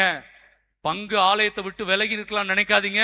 அது கத்தோலிக்க திருச்சபைக்கு எதிரான பாவம். கத்தோலிக்க திருச்சபைக்கு எதிரான பாவம் என்பது இயேசுவுக்கு எதிரான பாவம். ஓகேவா? அப்ப முதல்ல நாம் தூயோராக இருக்கிறதுக்கு முதல்ல என்ன பண்ணணும்? பாவ அறிக்கை செய்யணும் இல்லையா? அடுத்தது என்ன ஃபாதர் செய்யணும்? அடுத்தது என்ன செய்யணும்? அதை இயேசுவே சொல்றாரு. பார்க்கலாமா? யோவான் 6:40. வேகமா, யோவான் 6:40. வேகமாடுங்க. மகனை கண்டு அவரிடம் நம்பிக்கை கொள்ளும் அனைவரும் நிலைவாழ்வு பெற வேண்டும் என்பதே என் தந்தையின் திருவுளம். நானும் இறுதி நாளில் அவர்களை உயிர்த்தெழ செய்வேன் என்று. கைகளை தட்டி ஆண்டவருக்கு நன்றி சொல்லுங்க எல்லாரும். பத்தலங்க, உற்சாகம் பத்தலங்க. இதுல நிறைய விஷயம் இருக்கு, கவனிங்க. மகனை அறிந்து அவரிடம் நம்பிக்கை கொள்ளணும். ஒரிஜினல் இயேசு யாருன்னு தெரிஞ்சு நம்பிக்கை கொள்ளணும். கவனிச்சிங்களா? மகனை கண்டு அப்படின்னு என்ன அர்த்தம்? உண்மையான இயேசு யாருன்னு அறிந்து கொண்டு அவரில் நம்பிக்கை கொள்பவர்களுக்கு நிலை வாழ்பவர்கள் பெற வேண்டும் என்பதே தந்தையின் திருவுளம். அப்படிப்பட்டவர்களை தான் நான் உயிர்த்தெழ செய்வேன். உத்தரிக்கிற ஸ்தலத்துல விடமாட்டேன். கை தட்டிக்கோங்க. மத்த எல்லாரும் மாட்டிக்குவோம். அப்ப மகனை முதலில் அறிந்து அப்புறம் அவர் மேல நம்பிக்கை வைக்கணும். அதனாலதான் அந்த நம்பிக்கை வாழ்வுன்னு சொன்னேன். அவரை அறிந்து கொள்ளாமல் அவரை அன்பு செய்ய முடியாது. அவரை அறிந்து கொள்ளாமல் அவர் மீது நம்பிக்கை வைக்க முடியாது. இயேசுவை அறிந்து கொண்டோம் என்று எப்படி தெரியும்? பைபிள் வாசித்தாலே தெரியுமா? தெரியாது. கத்துக்கோங்க பிரியமானவர்களே. தப்பு தப்பா உங்களுக்கு சொல்லி கொடுக்குறாங்க நிறைய பேர். கவனிங்க, பைபிளை படித்தாலே நான் இயேசுவை அறிந்து கொள்ள முடியுமா? முடியாது. வரேன் அப்படியே நிறைய ஒப்பீனியன் வச்சிருக்கிறீங்க இல்லையா? திருச்சபை போதனை ரொம்ப முக்கியம் இல்லையா? இயேசுவை முதல்ல அறிந்து அப்புறம் தான் அவர் மேல, ஏன்னா அவரை தெரிஞ்சுக்கலன்னா நம்ம வைக்கிற நம்பிக்கை ஷாலோவா இருக்கும். அவரை தெரிந்து கொள்ளாமல் நம்முடைய நம்பிக்கை ஆழமில்லாமல் இருக்கும். அப்படின்னா இப்ப நான் ஒரு கேள்வி கேட்பேன். நீங்கள் இயேசுவை அறிந்து கொண்டீர்கள் என்று உங்களுக்கு எப்படி தெரியும்? கிடையாது. அதான் தப்பு. நீங்க வெறும் வார்த்தையை தெரிஞ்சுக்கிட்டா மட்டும் இயேசுவை அறிந்து கொள்ள முடியாதுன்னு நான் சொன்னேன். பைபிள் தெரிஞ்சுக்கிட்டா இயேசுவை அறிந்து கொள்ள முடியாது. ஏன்னா சாத்தானுக்கும் பைபிள் தெரியும். வரேன் சாட்சிய வாழ்வுனா அது எப்படிப்பட்டது நான் சொல்றேன். அப்ப நல்லா கவனிங்கம்மா. அப்ப இயேசுவை முதல்ல நல்லா அறிந்து கொள்ளணும். இப்ப நான் உங்களை கேள்வி கேட்கிறேன். நீங்கள் இயேசுவை அறிந்து கொண்டீர்கள் என்று யாராவது உங்களுக்கு சொல்லணும் அவசியம் இல்லை. எனக்கே தெரியணும் நான் இயேசுவை அறிந்து கொண்டேன் என்று. எனக்கு எப்படி தெரியும்? பைபிள்ல அதுக்கு ஒரு பாயிண்ட் இருக்கு இல்லையா? வாசிக்கலாமா? நான் உங்களுக்கு ஒரு ஃபார்முலா சொல்லித்தரேன். ரொம்ப எளிமையான ஃபார்முலா. நீங்க அந்த ஃபார்முலாவை மறக்க மாட்டீங்க. உங்களுக்கு சொல்லி கொடுத்தனா யாருக்கு சொல்லி கொடுத்தேன்னு தெரியல. சில இடங்கள்ல சில மக்களுக்கு சொல்லி கொடுத்தேன். ஃபார்முலாவோட பேரு 1 2 3 4. உங்களுக்கு சொல்லி கொடுத்தனா இல்ல. ஃபார்முலாவோட பேரு 1 2 3 4. சொல்லுங்க. யாரா இவரு 1 2 எடுக்கிறாரு இல்லையா? ஃபார்முலா 1 2 3 4 தான் ஃபார்முலா. ஓகேவா?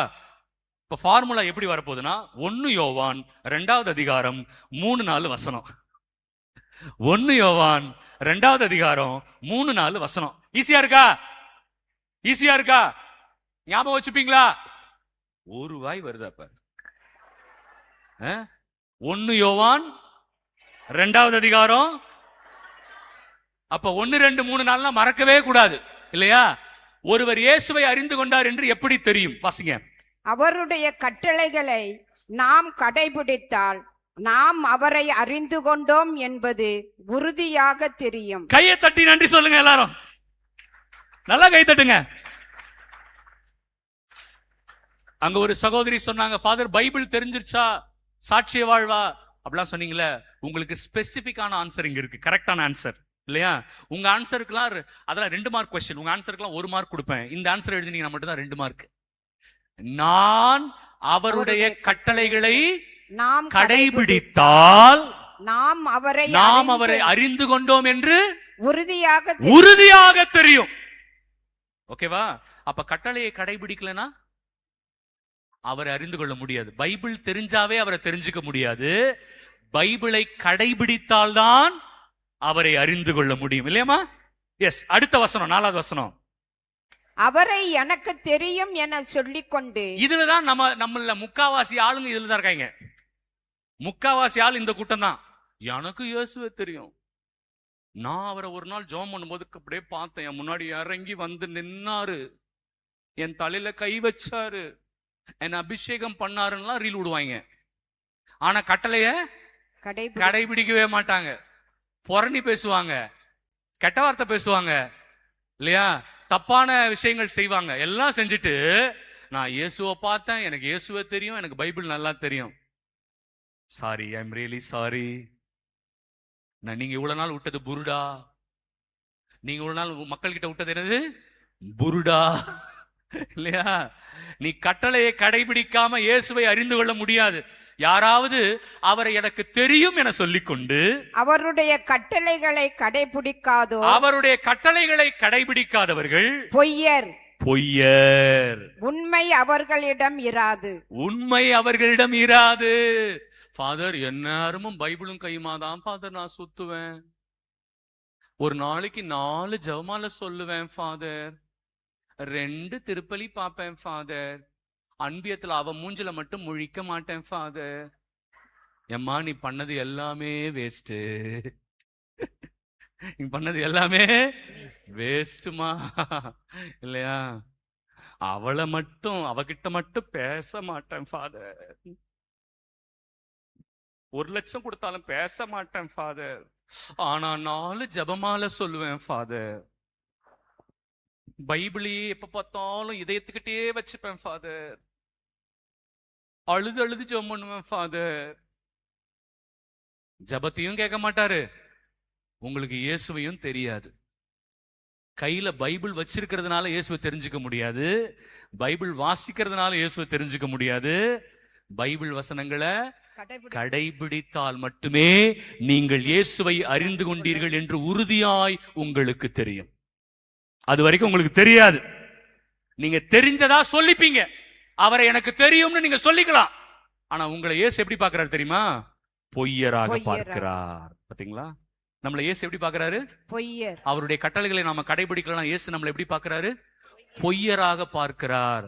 அதனால சும்மா பைபிள் வைக்கிறதுனால, சும்மா ஜெபம் பண்றதுனால, திருப்பலிக்கு போயிட்டதால, நவநாள் ஜபங்கள் சொல்றதுனால எனக்கு இயேசுவை தெரியும்னு தயவு செய்து வாயை திறந்து யாரும் நம்ம சொல்லவே கூடாது. நம்ம அவருடைய கட்டளைகளை கடைபிடித்தால் மட்டும்தான் அவரை எனக்கு தெரியும் என்று உறுதியாய் சொல்ல முடியும். அப்படி தெரியும்னு சொன்னா அவங்க பொய்யர்கள், அவர்களிடம் உண்மை இராது. அவங்க கிட்ட என்ன இருக்காது? உண்மை இராது. ஃபாதர் அப்படிப்பட்டவங்க போதிச்சா, அந்த மாதிரி ஆளுங்க எல்லாம் போதனை எல்லாம் செய்யறாங்களே ஃபாதர், அவங்க வாயிலிருந்து வர்றது உண்மை இல்லை. அவங்க வாயிலிருந்து வர்றது என்னது? உண்மை இல்லை. ஏனென்றால் அவர்களிடம் என்ன இருக்காது? உண்மை அவர்களிடம் இருக்காது. இன்க்ளூடிங் ஃபாதர் அருள்மணி சேர்த்தான் சொல்றேன், என்னையும் சேர்த்தான். நான் அடிக்கடி இதை ஞாபகப்படுத்திக்கிட்டே இருப்பேன். நான் அடிக்கடி எனக்கு சொல்லிக்கிட்டே இருப்பேன், சரியா இருக்கணும். சரியா இல்லாத வரைக்கும் என் போதனை கடவுளுடைய வார்த்தையை சொல்ல முடியாது இல்லையா? நான் கடவுளுடைய கட்டளையை கடைபிடிச்சுக்கிட்டே இருக்கணும். அப்பதான் நான் யாருடைய வார்த்தையை சொல்ல முடியும்? கடவுளுடைய வார்த்தையை சொல்ல முடியும். ஃபாதர், அப்போ கடவுளுடைய கட்டளைகளை கடைபிடிக்க நான் என்ன ஃபாதர் செய்யணும்? அப்பதானே என் கட்டு அகலும், அப்பதானே என் துன்பம் மறையும், எல்லாமே நல்லா இருக்கும், ஆசீர்வாதமா இருக்கும். நான் என்ன ஃபாதர் பண்ணணும்? After the break. Father tension ஆயிடுறதுக்குள்ள முன்னாடி நானே முடிச்சிட்டா நல்லது இல்லையா? எல்லாம் எந்திரிச்சு நில்லுங்க, ஒரு பாட்டு பாடிடலாம் தம்பி, எந்திரிங்க எல்லாரும். அனௌன்ஸ் பண்ணிடுறீங்களா? வாங்க, நீங்க பண்ணிடுங்க. இல்ல இல்ல எனக்கு தெரியாது, நீங்க அனௌன்ஸ் பண்ணிடுங்க, அப்புறம் ஒரு பாட்டு. அன்பிற்குரியவர்களே, இப்பொழுது இந்த நற்செய்தி பெருவிழாவிற்கான காணிக்கையானது எடுக்கப்பட இருக்கிறது. அதனை கடந்து நாம் இந்த மதிய உணவு இடைவேளைக்கு செல்ல இருக்கிறோம். சரியாக 1:15 மணிக்கு மீண்டுமாக நம்ம இந்த கூடாரத்தில் கூடுறோம். 1:15 மணி முதல் 1:30 மணி வரை இறை புகழ்ச்சி. அதனைத் தொடர்ந்து 1:30 மணி முதல் 2:30 மணி வரை இறைவார்த்தை பகிர்வு. ஃபாதர் சொன்னது போல இறைவார்த்தை பகிர்வு நடக்கும். 2:30 மணி முதல் 3:15 மணி வரை குணமொழிக்கு அபிஷேக ஆராதனையானது தந்தை அவர்களால் வழிநடத்தப்படும். 3:15 மணி முதல் 4:30 மணி வரை திருப்பலியோடு நற்செய்தி பெருவிழா நிறைவு பெறும். ஆகவே இறை மக்கள் எல்லா நிகழ்வுகளிலும் நம்பிக்கையோடு பங்கெடுக்கும்படியாக உங்களை நான் அன்போடு வேண்டுகின்றேன். பொழுது அனைவரும் எழுந்து நிற்போம். நம்முடைய காணிக்கைகளில் நம்முடைய கரத்தில் நாம் எடுத்துக்கொள்வோம். கொஞ்சம் காணிக்கை எடுக்காதீங்கம்மா, இருங்க. எல்லாரும் எழுந்து நில்லுங்க. நம்முடைய காணிக்கைகளை கரத்தில் எடுத்துக்கொள்வோம். கண்களை மூடுவோம். சில மணித்துளிகள் கடந்த வாரம் முழுவதும் ஆண்டவர் நமக்கு செய்த எல்லா நன்மைகள், ஆசீர்வாதங்கள் அனைத்திற்கும் நன்றி செலுத்துவோம். நிரந்தர வேலை வாய்ப்பை கொடுத்திருக்கிறார், நல்ல வருமானத்தை கொடுத்திருக்கிறார், உங்களுடைய குடும்ப தேவைகளை எல்லாம் சந்தித்திருக்கிறார். ஆண்டவருக்கு நன்றி செலுத்துவோம். இந்த நன்றியின் அடையாளமாக அவருடைய ஊழியத்தை தாங்குவதற்காக, இந்த பணிகளை தாங்குவதற்காக உங்களால் இயன்ற காணிக்கைகளை நீங்கள் கையளிக்க இருக்கிறீர்கள். ஆபேலுடைய காணிக்கைகளைப் போல, இந்த ஏழை கைம்பெனுடைய காணிக்கைகளைப் போல உங்களுடைய காணிக்கைகளையும் இறைவன் ஏற்றுக்கொள்ள, தொடர்ந்து வருகின்ற நாட்களில் உங்களுடைய பொருளாதார தேவைகளை எல்லாம் ஆண்டவர் சந்தித்தருளும்படியாய் நம்மை நாம் அர்ப்பணித்து இந்த பாடல் வழியாக நாம் ஒப்பு கொடுத்து நாம் நம்முடைய காணிக்கைகளை தாராளமாக நாம் கையளிப்போம்.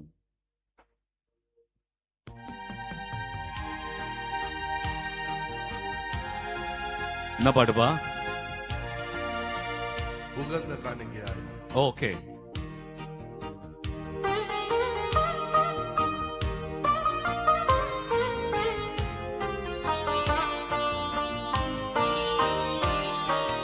உகந்த காணிக்கையா ஒப்பு கொடுத்தேனையா, சுகந்த வாசனையா உகந்து மகிழுமையா. உகந்த காணிக்கையா ஒப்பு கொடுத்தேனையா, சுகந்த வாசனையா உகந்து மகிழுமையா.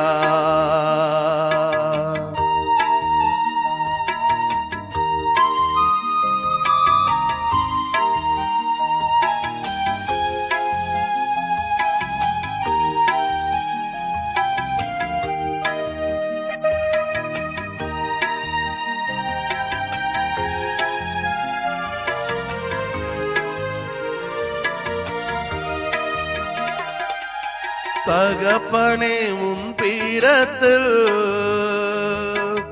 தகன பலியானே, தகப்பனே உன் பீடத்தில் தகன பலியானே, அக்கினி இறக்கிவிடும் முற்றிலும் எரித்து விடும்,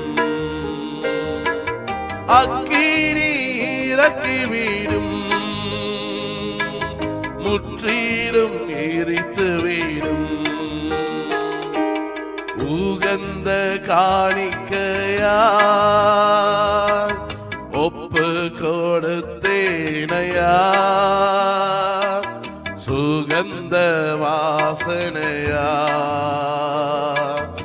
உகந்து மகிழுமையா.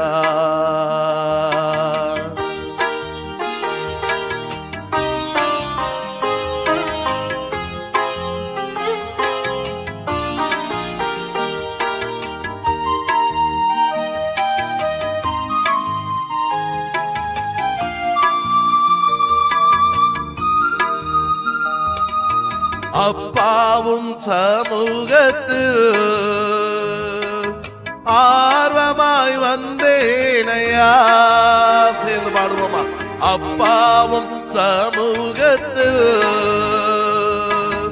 ஆர்வமாய் வந்தேனையா, நான் தப்பாமல் வணைத்துக் கொள்ளும் என்னை உப்பாக பயன்படுத்தும், நான் தப்பாமல் வணைத்துக் கொள்ளும் உப்பாக பயன்படுத்தும். எல்லாருமே சேர்ந்து வாய் திறந்து பாடுவோம். உகந்த காணிக்கையா அர்ப்பணித்து சேர்ந்து பாடுங்க. ஒப்பு கொடுத்தேனையா, நன்றி ஆண்டவரே, உகந்த வாசனையா உகந்து மகிழுமையா. ரெண்டு கரங்களை உயர்த்தி சொல்லுங்க. உகந்த காணிக்கையா, வாய் திறந்து பாருங்க. ஒப்பு கொடுத்தேனையா, சுகந்த வாசனையா நுகந்து மகிழுமையா.